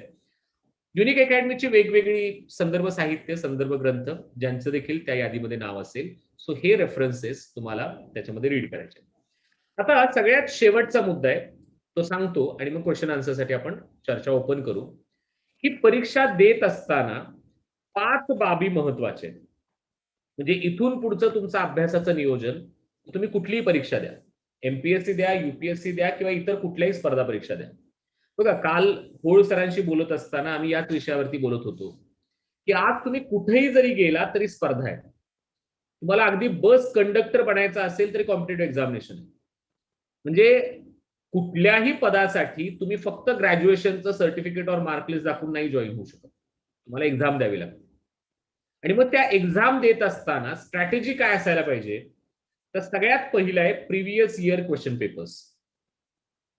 तुम्ही जी कुठली परीक्षा देणार आहे त्या परीक्षेच्या मागील वर्षाच्या प्रश्नपत्रिका आयोगाच्या वेबसाईट्सवरनं डाउनलोड करा.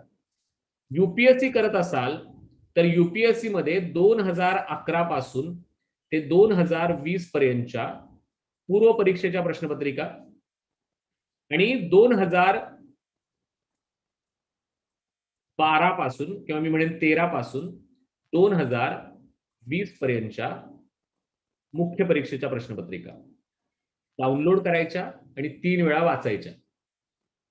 एकाही प्रश्नाचं उत्तर तुम्हाला येणार नाही, स्टील वाचायच्या. एमपीएससी करत असाल तर एमपीएससी साठी 2013 पासून ते 2019 पर्यंत पूर्व परीक्षेच्या आणि 2012 पासून 2019 पर्यंतच्या मुख्य परीक्षेच्या त्या प्रश्नपत्रिका डाउनलोड करायच्या आणि वाचायच्या. याचा स्क्रीनशॉट घेऊ शकता. तर हे का रिक्वायर्ड आहे, तर तुम्ही जी परीक्षा देणार आहे त्या परीक्षेमध्ये विचारले जाणारे प्रश्न आणि त्यांचा रोख तुम्हाला कळला पाहिजे. नाहीतर आपण उगाच यंत्रवत पुस्तकं वाचत असतो, नुसतं घासत असतो, पाठ करत असतो आणि परीक्षेत रिझल्टच येत नाही. आणि तुम्हाला वाटतं की काही नाही, भ्रष्टाचार आहे नुसतं. बिलकुल नाही. तुम्ही वाचलंच होतं चुकीच्या पद्धतीनं. उदाहरण तुम्हाला सांगतोय. एमपीएससीनं एका वर्षी एक प्रश्न विचारला आणि तुमची उत्तर मला चॅटबॉक्समध्ये पाहिजे. प्रश्न काय होता, तर प्रश्न असा होता की राष्ट्रीय माध्यमिक शिक्षा अभियान या योजनेच्या माध्यमातून भारत सरकारनं काही भौतिक सुविधा देण्याचं मान्य केलं आहे. राष्ट्रीय माध्यमिक शिक्षा अभियान. त्या भौतिक सुविधांची यादी पुढील प्रमाणे.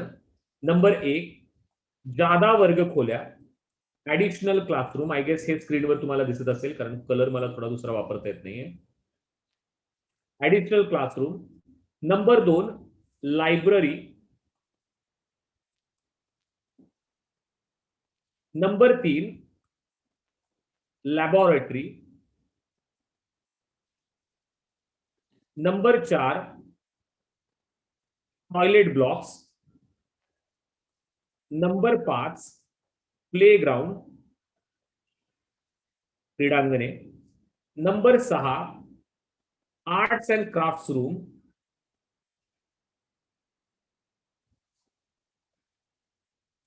Number 7, residential hostel areas. अशी यादी त्यांनी दिली होती आणि त्यांनी असं म्हटलं होतं की वरीलपैकी चुकीचा पर्याय कोणता. काय दिलंय त्यांनी, राष्ट्रीय माध्यमिक शिक्षा अभियान या योजनेतून या काही भौतिक सुविधा देण्याचं गव्हर्नमेंटनं मान्य केलंय किंवा त्यांची यादी दिली. ती यादी त्यांनी टाकलेली आहे. जादा वर्ग खोल्या, ऍडिशनल क्लासरूम, ग्रंथालय, लायब्ररी, प्रयोगशाळा, लॅबोरेटरीज, टॉयलेट ब्लॉक, स्वच्छतालय, प्लेग्राऊंड, क्रीडांगण, आर्ट्स अँड क्राफ्ट्स रूम आणि residential hostels for teachers in remote areas. म्हणजे रिमोट, सुदूर प्रदेशामध्ये शिक्षकांसाठी वसतिगृहांची सोय किंवा हॉस्टेलची सोय. वरीलपैकी चुकीचा पर्याय कुठला सांगा. काय नसेल योजनेमध्ये? नंबर टाकला तरी चालेल. फक्त 7, Amisha. Priyanka 7, Hemant 7, Bappasaheb 6, arts and crafts room. Shruti 6, Ashwini 7, Asmita 7, Gayatri 7, Komal 7. Okay. Bhushan 6. आणखी टाका. मुकेश, सबा 6. ओके. सगळ्यांनी टाका आन्सर. गुलशन, गुलिस्तान 6.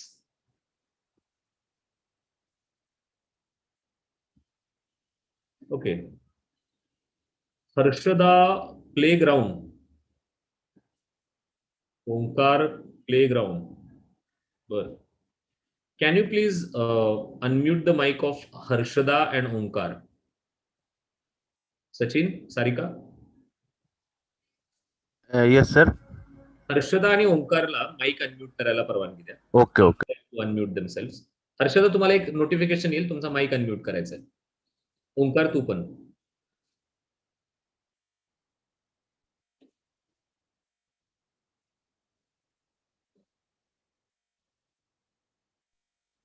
केलाय अनम्यूट? येस सर केलंय. हर्षदा, माईक अनम्यूट कराल प्लीज. ओंकार, माईक अनम्यूट कराल.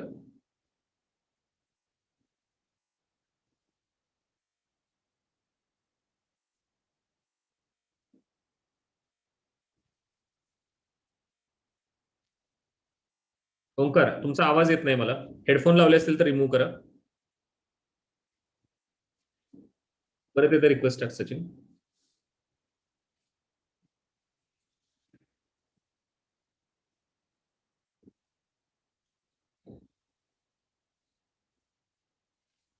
Harshada and Omkar, please unmute yourself.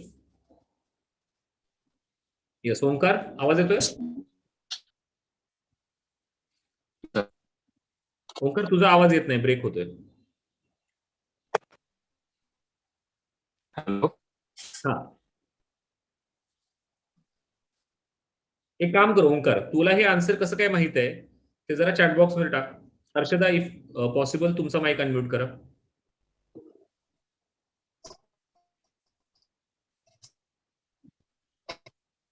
और if it is not possible, then please mention in chat box की तुम्ही कसं काय आन्सर सांगितलं प्लेग्राऊंड. आपलं बाकीचे सगळे 7 म्हणत होते, 6 म्हणत होते, म्हणून तुम्ही आपलं एक 5वा ऑप्शन टाकून दिला. I am waiting.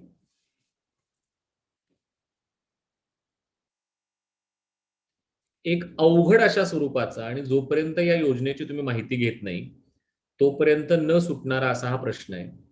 आणि ऍक्च्युअली हर्षदा आणि ओंकारनं याचं बरोबर उत्तर दिलंय की त्या लिस्टमध्ये प्लेग्राऊंड नाहीये. राईट. आता त्यांना वाटतंय की का आपल्याला उत्तर द्यायला लावतायत. त्यांनी उत्तर बरोबर दिलंय म्हणून मी त्यांना विचारतो की कुठनं लिहिलं. आता ह्यात एक पॉसिबिलिटी मला माहिती आहे, ती म्हणजे माझं लेक्चर चालू असताना त्यांनी गुगल पण केलेलं असणार आहे. राईट. आणि ते गुगल केल्यामुळे देखील त्यांना त्या प्रश्नाचं उत्तर मिळू शकतं. सो हे असं असेल तर ठीक आहे, मी काहीच म्हणू शकत नाही. पण हे असं नसेल तर इट्स ऍप्रिशिएबल की त्यांना ते आन्सर मिळालं. तुम्हाला स्क्रीन दिसत असेल बघा, ही राष्ट्रीय माध्यमिक शिक्षा अभियानची वेबसाईट आहे. आणि या वेबसाईटवरती तुम्हाला त्या फिजिकल फॅसिलिटीजची यादी आहे. Additional classroom, laboratories, libraries, arts and craft room, toilet blocks, drinking water provision and residential hostels for teachers in remote areas. आता बघा की तुम्ही सगळ्यांनी काय उत्तर दिलं, 7 दिलं, कुणी 6 दिलं. 5 आणि 5 नंबरचा पर्याय कुणालाच वाटला नाही की प्लेग्राऊंड कसं काही नसेल त्याच्यात. प्लेग्राऊंड असायलाच पाहिजे, कारण आपल्या शाळेच्या समोर केवढं मोठं ग्राउंड आहे. But it's not a compulsion त्या योजनेमध्ये. आणि त्याच्यावर आयोगाने प्रश्न विचारला. आता हे का सांगितलं, तर जोपर्यंत तुम्ही प्रिव्हियस इयर क्वेश्चन पेपर्स बघितलेले नसतील तोपर्यंत प्रश्न कशा पद्धतीने विचारले जाऊ शकतात याचा अंदाज तुम्हाला नाही येत. आज जर मी राष्ट्रीय माध्यमिक शिक्षा अभियान योजनेवरचा प्रश्न बघितला तर त्याच ऍटिट्यूडनं, त्याच अप्रोचनं, त्याच वेनं मी बाकीच्या योजनांकडे पण बघेन. उदाहरणार्थ HRD मध्ये जो MPSC मधला पेपर 3रा आहे, दरवर्षी कुठल्या ना कुठल्या संस्थेच्या लोगोवरती आणि त्याच्या ब्रीदवाक्यावरती प्रश्न येतो. समजा हे जर मला कळालं तर मी ज्या ज्या योजनांचा अभ्यास करेन, ज्या ज्या संस्था मला सिलेबसमध्ये येतील त्याचे लोगो बघायला मी सुरुवात करेन, त्याची ब्रीदवाक्य मी बघायला सुरुवात करेन, जेणेकरून मला ती सवय लागेल. That's why previous year question paper हा सगळ्यात पहिला पार्ट किंवा हा सगळ्यात पहिला भाग तुमच्या तयारीमध्ये महत्वाचा आहे. याच्याशिवाय पुढे अजिबात जायचं नाही. 3 वेळा प्रिव्हियस इयर क्वेश्चन पेपरचे प्रश्न वाचायचे. एकाही प्रश्नाचं उत्तर नाही येऊ द्या, पण तुमच्या बॅक ऑफ द माइंड तुम्हाला एक अप्रोच लक्षात येतो की हा अशा प्रकारचा प्रश्न मी वाचला होता, ह्या योजनेवरती, ह्या टॉपिकवरती, ह्या घटकावरती असा प्रश्न फ्रेम होऊ शकतो. तर यासाठी हे अनालिसिस गरजेचं आहे. दुसरी स्टेज त्याच्यानंतर आहे, ती म्हणजे स्टेट बोर्ड और NCERT. इट डिपेंड्स की तुम्ही UPSC करताय, MPSC करताय. तिसरी गोष्ट आहे ती म्हणजे रेफरन्सेस, संदर्भ साहित्य. आणि ह्या 2 स्टेजेस कंटिन्युअसली सायक्लिक वे मध्ये रिपीट होतात. त्याचे 3-3, 4-4 रिडिंग्स तुम्हाला कंटिन्युअसली करावे लागतात. आणि ते रिडिंग झाल्यानंतर 4थी स्टेज आहे क्वेश्चन बँक्स. नाव क्वेश्चन बँक आणि टेस्ट सिरीज यामध्ये फरक आहे. आणि प्रिव्हियस इयर क्वेश्चन पेपर याच्यामध्ये पण फरक आहे. प्रिव्हियस इयर क्वेश्चन पेपर मध्ये आयोगाने विचारलेले या वर्षीच्या मागचे प्रश्न, म्हणजे याच्या आधीचे प्रश्न. क्वेश्चन बँक मध्ये काय असतं, तर प्रत्येक सब्जेक्टच्या टॉपिक वरती आधारित काही प्रश्न तयार केलेले असतात. म्हणजे फॉर एक्झाम्पल पॉलिटीची क्वेश्चन बँक मी आणली तर पॉलिटीच्या क्वेश्चन बँक मध्ये फंडामेंटल राईट्स वरती 100 प्रश्न असतात. ते झालं की DPSP वरती 100 प्रश्न असतात. ते झालं की सेंटर स्टेट रिलेशन वर 100 प्रश्न असतात. म्हणजे काय होतं की मी फंडामेंटल राईट टॉपिक वाचल्यानंतर त्याचे 3-4 रिडिंग केल्यानंतर मला तो टॉपिक समजलाय का हे मला त्या प्रश्नांवरनं कळतं. आणि मला स्वतःचं सेल्फ इव्हॅल्युएशन करता येतं की माझा नेमका कुठला प्रश्न चुकतोय. कलम 17 वरचा चुकतोय, कलम 19 वरचा चुकतोय का कलम 21 वरचा चुकतोय. मग माझा जर 21 वरचा चुकत असेल तर मी परत मागे येऊन काय करेन, फक्त कलम 21 व्यवस्थित करून घेईन. तो स्मार्ट वे ज्याला म्हटलं जातं. आणि लास्ट स्टेज आहे ती म्हणजे टेस्ट सिरीज, ज्याच्यामध्ये मला एक साधारण परीक्षेपूर्वी किमान 50 टेस्ट ह्या सोडवायच्या. ती कुठली परीक्षा असते, किमान 50 टेस्ट मला वेळ लावून आणि आयोगाचा पेपर ज्या वेळेत असतो त्या वेळेत सोडवायचे. तर या 5 स्टेजेस मध्ये तुमचं पूर्ण जे काही करिक्युलम आहे किंवा तुमचा पूर्ण जो काही स्टडी इथून पुढे चालणार आहे तो स्टडी हा तुम्हाला कंप्लीट करायचा आहे किंवा या पद्धतीने तुम्हाला त्याचा अभ्यास करायचा. So this is all about from my side. मी पुन्हा एकदा माननीय आमदार शशिकांतजी शिंदे साहेब आणि त्यांच्या प्रेरणेने उभं राहिलेलं आमदार शशिकांत शिंदे महाविद्यालय मेढा आणि आमदार शशिकांत शिंदे स्पर्धा परीक्षा मार्गदर्शन केंद्र कोरेगाव आणि त्याचबरोबर जयवंत प्रतिष्ठान हुमगाव यांच्या संयुक्त विद्यमानं युनिक अकॅडमीच्या मार्फत हा जो वेबिनार आज आपण कंडक्ट केला आणि याला मला बोलण्याची संधी मिळाली. या कार्यक्रमाला स्वतः आमदार साहेब उपस्थित आहेत आणि या कार्यक्रमात मला बोलता आलं याबद्दल मी त्यांचा सर्वांचा ऋणी आहे, आभारी आहे. महाविद्यालयाचे प्राचार्य असतील, महाविद्यालयाचे कोऑर्डिनेटर्स, कन्व्हेनर असतील, त्याचबरोबर जयवंत प्रतिष्ठान हुमगाव याच्या संचालिका किंवा सेक्रेटरी माननीय वैशाली शिंदे मॅम, या सगळ्यांचे मी या ठिकाणी आभार व्यक्त करतो. युनिक अकॅडमीच्या माध्यमातून माझे सहकारी चंद्रकांत खराटे सर यांनी या सगळ्या वेबिनारमध्ये गेले जवळपास आठवडाभर कंटिन्युअसली माझा आणि त्यांचा फोन सुरू आहे. कंटिन्युअसली काही ना काही टेक्निकल ज्या काही ग्लिचेस आहेत त्याच्यावरती आम्ही काम करतोय.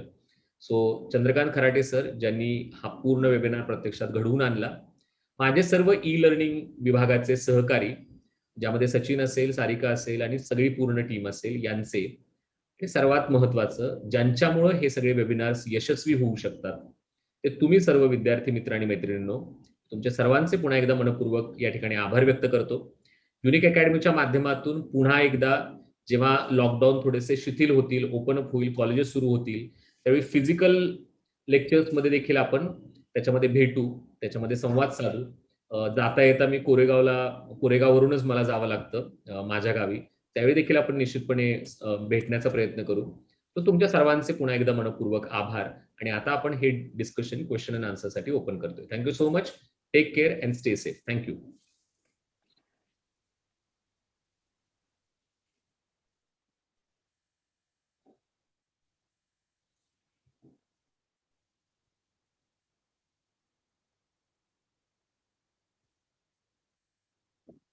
तुमचे काही प्रश्न असतील तर तुम्ही चॅट बॉक्स मध्ये विचारू शकता. अश्विनीना अनम्यूट कराल.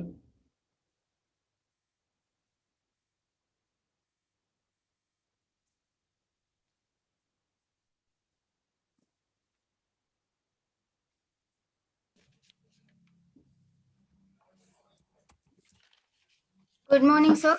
गुड मॉर्निंग, बोला. Good afternoon. What is the age limit for EWS students in UPSC? नाही, मला कळालं नाही प्रश्न काय. Economically weaker section. In UPSC there is a economically weaker section, ना? अच्छा, ओके, अच्छा, हा, त्याचं काय. तर त्याच्यासाठी एज लिमिट काय आहे? युपीएससी मध्ये अशी कॅटेगरी अजूनपर्यंत नाहीये. युपीएससी मध्ये जनरल कॅटेगरी, देन ओबीसी आणि SC ST असं रिझर्वेशनची फॅसिलिटी आहे. तर तुमचं जे काही कास्ट आहे ती कास्ट कुठल्या या 3 मध्ये बसते सेंट्रल गव्हर्नमेंटच्या, तर ते एकदा चेक करून घ्या. ईडब्ल्यूएस जे रिझर्वेशन आहे ते महाराष्ट्रासाठी आता लागू झालेलं आहे. ओके, मग त्याच्यामधून काय एज लिमिट आहे? नाही, तुमचं एक लक्षात घ्या की कास्टचं रिझर्वेशन कुठलं आहे ते बघा एकदा. ओपन कॅटेगरी मध्ये. मग ओपन कॅटेगरीमध्ये जर असेल तुमचं तर युपीएससी मध्ये ते ओपनच कन्सिडर केलं जातं, त्याला ईडब्ल्यूएस असं नाहीये. आणि एक सगळ्यांना मी सांगेन की पहिल्यांदा तुम्ही कुठल्याही प्रकारचं मला रिझर्वेशन असेल तर मग किती मार्क पडायचे असं म्हणू नका. मला टॉपर यायचंय तर किती मार्क पडायचे हे बघा, कारण रिझर्वेशनचा बेनिफिट आपल्याला नंतर केडर अलोकेशन मध्ये किंवा आपल्याला पोस्ट अलोकेशन मध्ये त्याचा आपल्याला फायदा करायचा. बिकॉज फार फरक नसतो एमपीएससी और युपीएससी मध्ये कॅटेगरीच्या स्टुडंट्स मध्ये आणि ओपन स्टुडंट्स मध्ये. त्याच्यामुळे आपल्याला ओपन स्टुडंट एवढेच मार्क पडायचे हेच आपलं उद्दिष्ट असलं पाहिजे. ठीक आहे. Yes sir. Okay. Thank you. In UPSC, if I want to go for IFS, foreign service, should I choose optional subject related to it? No, it's not a requirement. तुम्ही तुमचे प्रेफरन्सेस त्या पद्धतीने देऊ शकता. अच्छा, ओंकारला IFS मध्ये इंटरेस्ट आहे. Good. Hi sir, मी सुयश, मी आता 12वी मध्ये आहे. सो युपीएससी साठी मी 12वी झाल्यानंतर कुठे ऍडमिशन घेऊ? कुठलेही ग्रॅज्युएशन सुयश कर, इट्स अप टू यू. त्याच्यामध्ये मी म्हणेन की फॅमिली सोबत डिस्कस करा. तुमचे जर समजा सायन्स बॅकग्राऊंड असेल आणि सायन्सला चांगले मार्क्स असतील, इंजिनिअरिंग करायचं असेल, इंजिनिअरिंग करू शकता. समजा आताच तुम्ही आर्ट्स घेतलेलं असेल आणि त्याच्यानंतर तुम्हाला BA करायचं असेल तर तुम्ही कुठल्याही महाविद्यालयात BA करू शकता. त्यासाठी काहीतरी स्पेसिफिक कुठल्या तरी महाविद्यालयात जायला पाहिजे, अमुक तमुकच पदवी घ्यायला पाहिजे अशी अजिबात रिक्वायरमेंट नाहीये. नंबर 1. नंबर 2, मी अगदी सुरुवातीला सांगितलं की तुम्ही डिग्रीमध्ये किती मार्क पाडलेत आणि डिग्री कुठल्या कॉलेजमध्ये घेतली हे अवलंबून नाहीये. तुम्ही आत्ता काय करताय हे जास्त महत्वाचं आहे, किंवा युपीएससी एमपीएससी मध्ये काय केले हे महत्वाचं आहे. सर माझं वय 19 पूर्ण आहे पण डिग्री नाही, तर मी ऍप्लिकेबल आहे का एक्झाम द्यायला? नो, डिग्रीच्या शेवटच्या वर्षाला असायला पाहिजे. येस, सायकोलॉजी घेऊ शकता Rehan. Psychology is a good optional. माझा स्वतःचा सायकोलॉजी मध्ये मास्टर्स झालेलं आहे. तर I am Pratiksha. I want to give UPSC in English language but I want to choose Marathi literature for optional. Can I take it? मी म्हणेन एकदा 2 वेळा विचार करा. मला मराठी चांगलं येतं किंवा मला मराठी माझी चांगली आहे. म्हणजे मी माझ्या स्वतःच्या बाबतीत सांगतो, I was gold medalist in Marathi in 12th standard. म्हणजे 12वी मध्ये मी बोर्डात मराठीत पहिला होतो, पूर्ण कोल्हापूर बोर्डामध्ये. आणि मला असं वाटायचं की मी मराठी लिटरेचर घ्यावं युपीएससी ऑप्शनलला, पण मी नाही घेतलं. कारण मला किती येतंय, म्हणजे थोडक्यात आपल्या सातारी भाषेत जर बोलायचं झालं तर मला माझी अक्कल पाजळण्यापेक्षा मला सिलेक्ट होणं हे जास्त महत्वाचं आहे. आणि त्यासाठी मला काय करायचंय, तर ऑप्शनल छोटा असला पाहिजे, कमीत कमी वेळामध्ये मला जास्त मार्क मिळवून देणार असला पाहिजे. हे जर मी करता आलं मला, तर मला नंतर मराठीमध्ये भरपूर काहीतरी लिटरेचर लिहिता येईल, ग्रंथ लिहिता येतील, मला आणखी त्याच्यात पीएचडी करता येईल. पण आता मला सिलेक्ट व्हायचंय. हा एक संकुचित जरी असला तरी काय म्हणू आपण त्याला, की एक ट्रिकी सोल्युशन त्याच्यावरती आपण काढू शकतो. परीक्षेच्या किती वर्षापासून आधी? आतापासून करा तुम्ही. अगदी 3 वर्षानंतर परीक्षा देणार असला तरी. Currently I am in 12th and preparing for JEE. So will engineering career affect my chances of qualification like foreign depth knowledge and other areas? No, it will not affect. Engineering करता करता तुम्ही study करू शकता meanwhile 3 वर्षामध्ये. Sir CDPO exam साठी CDPO ची तयारी करू नका. म्हणजे सीडीपीओ ची तयारी करू नका इन द सेन्स की तुमचं टार्गेट सीडीपीओ ठरवू नका, कारण परीक्षा दरवर्षी होत नाही. तुमचं टार्गेट एमपीएससी ठेवा आणि ज्यावेळी ती परीक्षा येईल त्यावेळी त्याचा अभ्यास करून ती तयारी करा. Yes sir, but what is the educational qualification for नाही CDPO? हेच लागतं जे सर आपल्याला graduation आहे त्याचं. Engineer students and medical students not able नाही, टू एक लक्षात घ्या, मागच्या वर्षी काय झालं होतं, मागच्या वर्षी त्यांनी पूर्व परीक्षा त्यांना घ्यायची नव्हती, त्यांना डायरेक्ट एक चाळणी लावायची होती. म्हणून आयोगाने काय केलं की मेडिकल ग्रॅज्युएट्स आणि इंजिनियर्सना त्यांनी त्यातनं बाजूला काढलं होतं. तर ते मागच्या वर्षी त्या चाळणीसाठी त्यांनी केलं होतं. पण असं नाहीये, त्याच्या आधीच्या वर्षी त्यांनी पूर्व परीक्षा घेतलेली होती. Okay sir, thank you.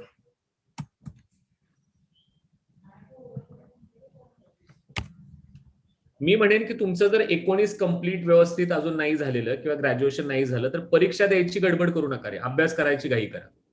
आपल्याला काय असतं ना, कधी एकदा जाऊन अटेम्प्ट देतोय असं होतं. तुमचा आता अटेम्प्ट काउंट होणार आहे इथनं पुढं. आता तुम्ही म्हणाल सर मला अनलिमिटेड अटेम्प्ट आहेत, पण अनलिमिटेड अटेम्प्ट जर तुम्ही असे मिसयूज केले आणि समजा 7वा 8वा अटेम्प्ट घेऊन तुम्ही इंटरव्ह्यूला गेला, तर इंटरव्ह्यू कडनं तुम्हाला येणारी पॅनल कडनं येणारी उत्तरं किंवा प्रश्न त्याच प्रकारचे असतात. 8वा अटेम्प्ट आहे, तुला यायला पाहिजे हे, असं होतं. त्यामुळे तुम्ही घाई करू नका परीक्षा द्यायची, तुम्ही घाई करा अभ्यास करायची.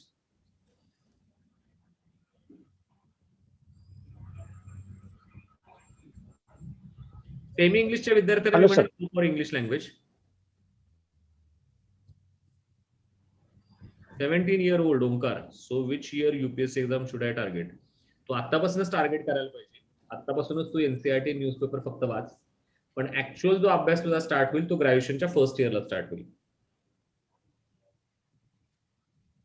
Harshal sir, yes Nagarkar sir. Yes आमच्या एका विद्यार्थ्याचा एक प्रश्न आहे, तो मी विचारू का? हो विचारा ना. आमचा म्हणजे 100% ब्लाइंड विद्यार्थी आहे. मग Okay. एमपीएससी युपीएससी कडून हम्म. ब्रेल लिपीमध्ये काय क्वेश्चन पेपर वगैरे नाही, निघू त्याला, शकते का? नाही त्याला हे मिळतो, एक सहाय्यक मिळतो त्याला. अच्छा, हा. तर तो सहाय्यक निवडून तो त्याला प्रश्न वाचून देईल आणि त्याचे आन्सर्सही तो त्याच्यासाठी लिहू शकतो. So अच्छा, त्यासाठी आणि सोय आहे. अच्छा, आणि मग जर समजा गणितीय बुद्धिमापन चाचणीचे काही प्रश्न असतील डायग्रामचे वगैरे, तर हम्म. त्याला काय ऑप्शन असतात का सर? म्हणजे नाही, पण त्याला ते समजावून सांगितलं जाऊ शकतं तो काय अच्छा. प्रश्न आहे तो, आणि तो सहाय्यक त्याला ती पूर्ण मदत करतो. त्यासाठी तो अच्छा. कोण सहाय्यक निवडणार आहे, त्याची निवड केल्यानंतर त्याचं नाव द्यावं लागतं आयोगाकडं, आणि हा, मग हा, एकदा त्या दोघांचं ट्युनिंग जमलं तर ते त्याला मदत करू शकतं. अच्छा, ओके सर. येस, म्हणजे माझा एक थँक्यू. विद्यार्थी आहे, मला चांगला आठवतंय, हा, निलेश हा, नावाचा एक माझा विद्यार्थी होता. 2 वर्षापूर्वीची हा. त्याची बॅच होती.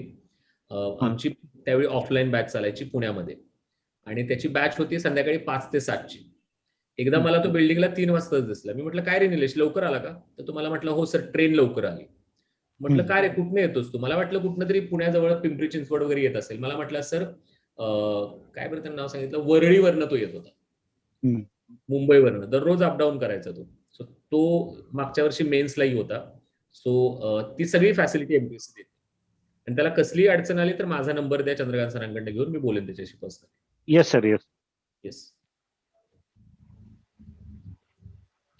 पालघर मधूनही एक स्टुडंट जॉईन झालेला आहे. Just a minute. Sanket, Amazon वरती सगळी पुस्तकं अवेलेबल आहेत युनिकची आणि बाकीची देखील स्पर्धा परीक्षांची. तू कुठेही बाहेर शोधत बसू नको, घरात थांब आणि घरातनं अमेझॉनवरनं ऑर्डर करू शकतो. भूषण, मी सगळी लिस्ट देणार आहे तुम्हाला. ती लिस्ट, त्या लिस्टमध्ये सगळी तुम्हाला एक्स्ट्रा करिक्युलरची पण पुस्तकं असतील.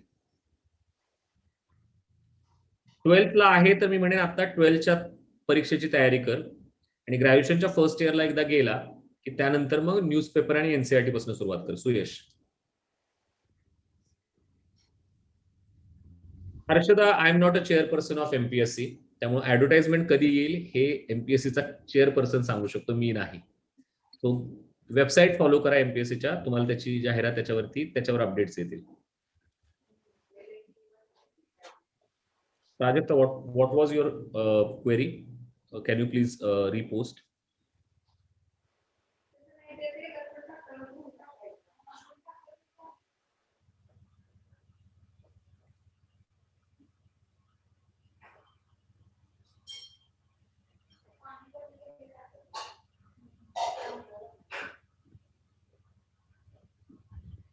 बायोग्राफीज वाचू शकता ओंकार.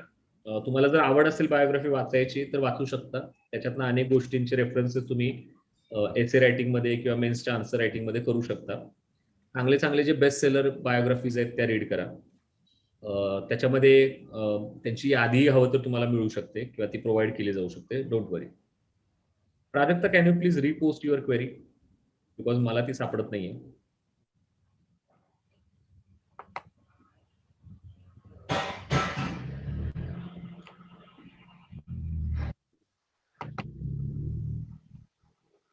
ओके, तुमच्या काही क्वेरीज असतील तर माझा ईमेल ऍड्रेस आमचे होस्ट तुम्हाला चॅट बॉक्स मध्ये टाकतील. तर त्या ईमेल ऍड्रेसवरती तुम्ही मला कॉन्टॅक्ट करू शकता, तुमच्या क्वेरीज विचारू शकता. सातारच्या ब्रँचला जनरली मी सुयश येत नाही, पण आलो तर वेबिनारसाठी किंवा सेमिनारसाठी येतो. त्याची घोषणा तिथे केली जातेच वेगवेगळ्या ग्रुप्सच्या माध्यमातून.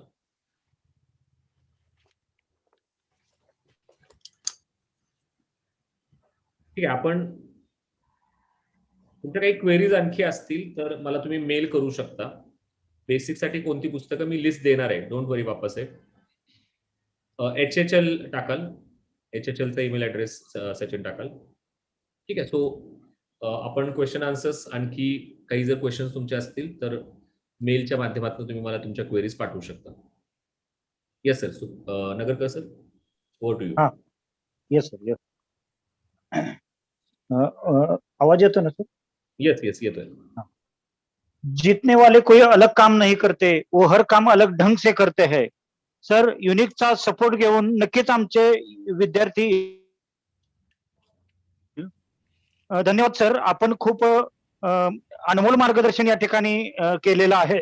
सर, तुम्ही पहिल्या प्रयत्नात एमपीएससी क्रॅक कशी करायची, स्पर्धा परीक्षेची ओळख किंवा नेमकं काय केलं पाहिजे किंवा जिद्द, चिकाटी आणि अभ्यासातील सातत्य या गोष्टी असतील तर यश नक्कीच मिळते.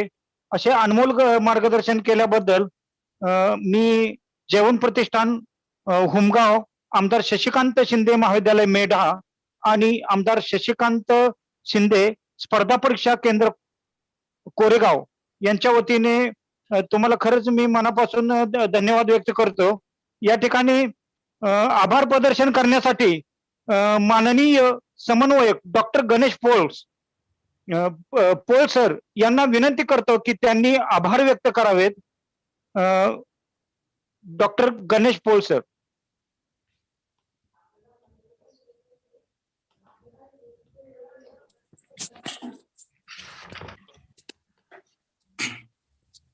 हॅलो. हा सर, येतोय आवाज? हा, येतोय का आवाज? Yes sir, yes. मी माझी प्रथम ओळख करून देतो. माझं नाव डॉक्टर गणेश पोळ. मी कोरेगावमध्ये वैद्यकीय व्यवसाय करतो आणि आमदार शशिकांत शिंदे साहेब यांच्यासोबत सर्व त्यांच्या सामाजिक उपक्रमांमध्ये सहभागी असतो. आम्ही गेल्या दीड वर्षापासून कोरेगाव सारख्या ग्रामीण भागातील विद्यार्थ्यांना MPSC UPSCच्या परीक्षा त्याचबरोबर इतर सर्व स्पर्धा परीक्षांना चांगल्या पद्धतीचं मार्गदर्शन विद्यार्थ्यांना ग्रामीण भागातल्या मिळावं म्हणून वैशाली शिंदे, तेजस दादा शिंदे आणि स्वतः आमदार शशिकांत शिंदे साहेब यांच्या माध्यमातून, यांच्या आशीर्वादानं, प्रेरणेनं कोरेगावमध्ये आम्ही एक छोटस स्पर्धा परीक्षा मार्गदर्शन केंद्र आम्ही चालवत आहोत. याच्यामध्ये अभ्यासिका आणि ग्रंथालय आणि त्याचबरोबर तज्ञ मार्गदर्शकांचे वेळोवेळी लेक्चर्स असे आम्ही आयोजित करण्याचं नियोजन करत आहोत. त्याच्यामध्ये आता कोविडचा काळ होता आणि आपण सर्वांना कल्पना आहेच की या काळामध्ये सर्वच जनजीवन ठप्प झालं होतं. त्याच पद्धतीने कोरेगावमध्ये सुद्धा तीच परिस्थिती राहिली, परंतु आता अभ्यासिकेला आमच्या आणि या ग्रंथालयाला विद्यार्थ्यांचा अतिशय चांगला असा प्रतिसाद मिळत आहे. आज हे वेबिनार हर्षल सरांनी अतिशय चांगल्या पद्धतीने कंडक्ट केलं. नगरकर सर असतील, घाडगे सर असतील आणि स्वतः या कार्यक्रमाचं उद्घाटन आमदार शशिकांतजी शिंदे साहेब यांनी केलं. या सर्वांचे या ठिकाणी मी आभार व्यक्त करतो. हर्षल सरांनी जी काही परीक्षेची तयारी करायची त्या तयारी संदर्भामध्ये जे काही मुद्दे आपणासाठी सांगितले त्याच्यामध्ये वे ऑफ प्रिपरेशन, त्याच्यामध्ये इंटरव्ह्यू, मेन आणि प्रिलियम, त्याचबरोबर लँग्वेज सिलेक्शन सारखा विषय असतील, material availability, reference books, newspaper याच्या बाबतीमध्ये त्यांनी अतिशय सुयोग्य असं मार्गदर्शन आपणा विद्यार्थ्यांना केलेलं आहे. त्याच पद्धतीनं MPSC UPSC चा जो स्टडी आहे हा कंबाईन पद्धतीनं आपणाला करता येऊ शकतो. त्याचबरोबर त्यासाठी रिक्वायर्ड टाइम पिरियड आणि आपल्या हॉबीज या कशा पद्धतीच्या असल्या पाहिजेत. त्याचबरोबर त्यांनी आजकालचा जो ज्वलंत विषय आहे ते म्हणजे व्हॉट्सअप युनिव्हर्सिटी, त्याच्यावरचं नॉलेज, त्याच्यामधून नक्की आपणाला काय घ्यायचंय आणि काय विषय त्याच्यामध्ये आपण सोडून दिले पाहिजेत याचंही एक चांगल्या पद्धतीचं ज्ञान त्यांनी आपणाला या ठिकाणी दिलेलं आहे. सरतेशेवटी त्यांनी विद्यार्थ्यांच्या मनामध्ये जे काही प्रश्न असतात ते प्रश्न आहेत ते प्रश्न त्यांनी या ठिकाणी त्याची उत्तर देण्याचा प्रयत्न केलेला आहे. त्याचबरोबर बऱ्याच विद्यार्थ्यांना वेळेअभावी या ठिकाणी प्रश्न नाही विचारता आले, त्यासाठी त्यांनी ही सुविधा उपलब्ध केलेली आहे की आपण त्यांना मेलच्या माध्यमातून हे प्रश्न विचारू शकता, त्याचे ते आपल्याला निश्चित उत्तर देतील. युनिक अकॅडमी आणि शशिकांत शिंदे स्पर्धा परीक्षा मार्गदर्शन केंद्र, शशिकांत शिंदे स्पर्धा महाविद्यालय मेढा यांच्या संयुक्त विद्यमाने हा उपक्रम या ठिकाणी पार पडतो आहे. या सर्वांच्या ठिकाणी मी आभार व्यक्त करतो. हा कार्यक्रम संपला असं जाहीर करतो आणि अशा पद्धतीनं आपण वेळोवेळी सर्वजण भेटत चालू आणि अशा तज्ञ मार्गदर्शकांचा लाभ घेत चालू असं या ठिकाणी मी इच्छा व्यक्त करतो आणि हा कार्यक्रम संपला असं या ठिकाणी जाहीर करतो. Thank you very much sir, thank you very much. Actually 800 पेक्षा जास्त विद्यार्थ्यांनी रजिस्ट्रेशन केलं होतं या कार्यक्रमासाठी आणि सर्व पार्टिसिपंटला एक सूचना आहे की फीडबॅक फॉर्मची लिंक आपल्या टेलिग्राम चॅनलवर प्रोव्हाइड केली जाईल. तरी फीडबॅक फॉर्म आपण भरून आपलं सर्टिफिकेट आपण आपल्या ईमेलवर ते पाठवण्यात येईल. तरी संयोजकाच्या वतीने कार्यक्रम संपला असे जाहीर करतो. धन्यवाद. Thank you very much. Yes, thank you so much. Thank you sir. Thank you sir. Thank you very much.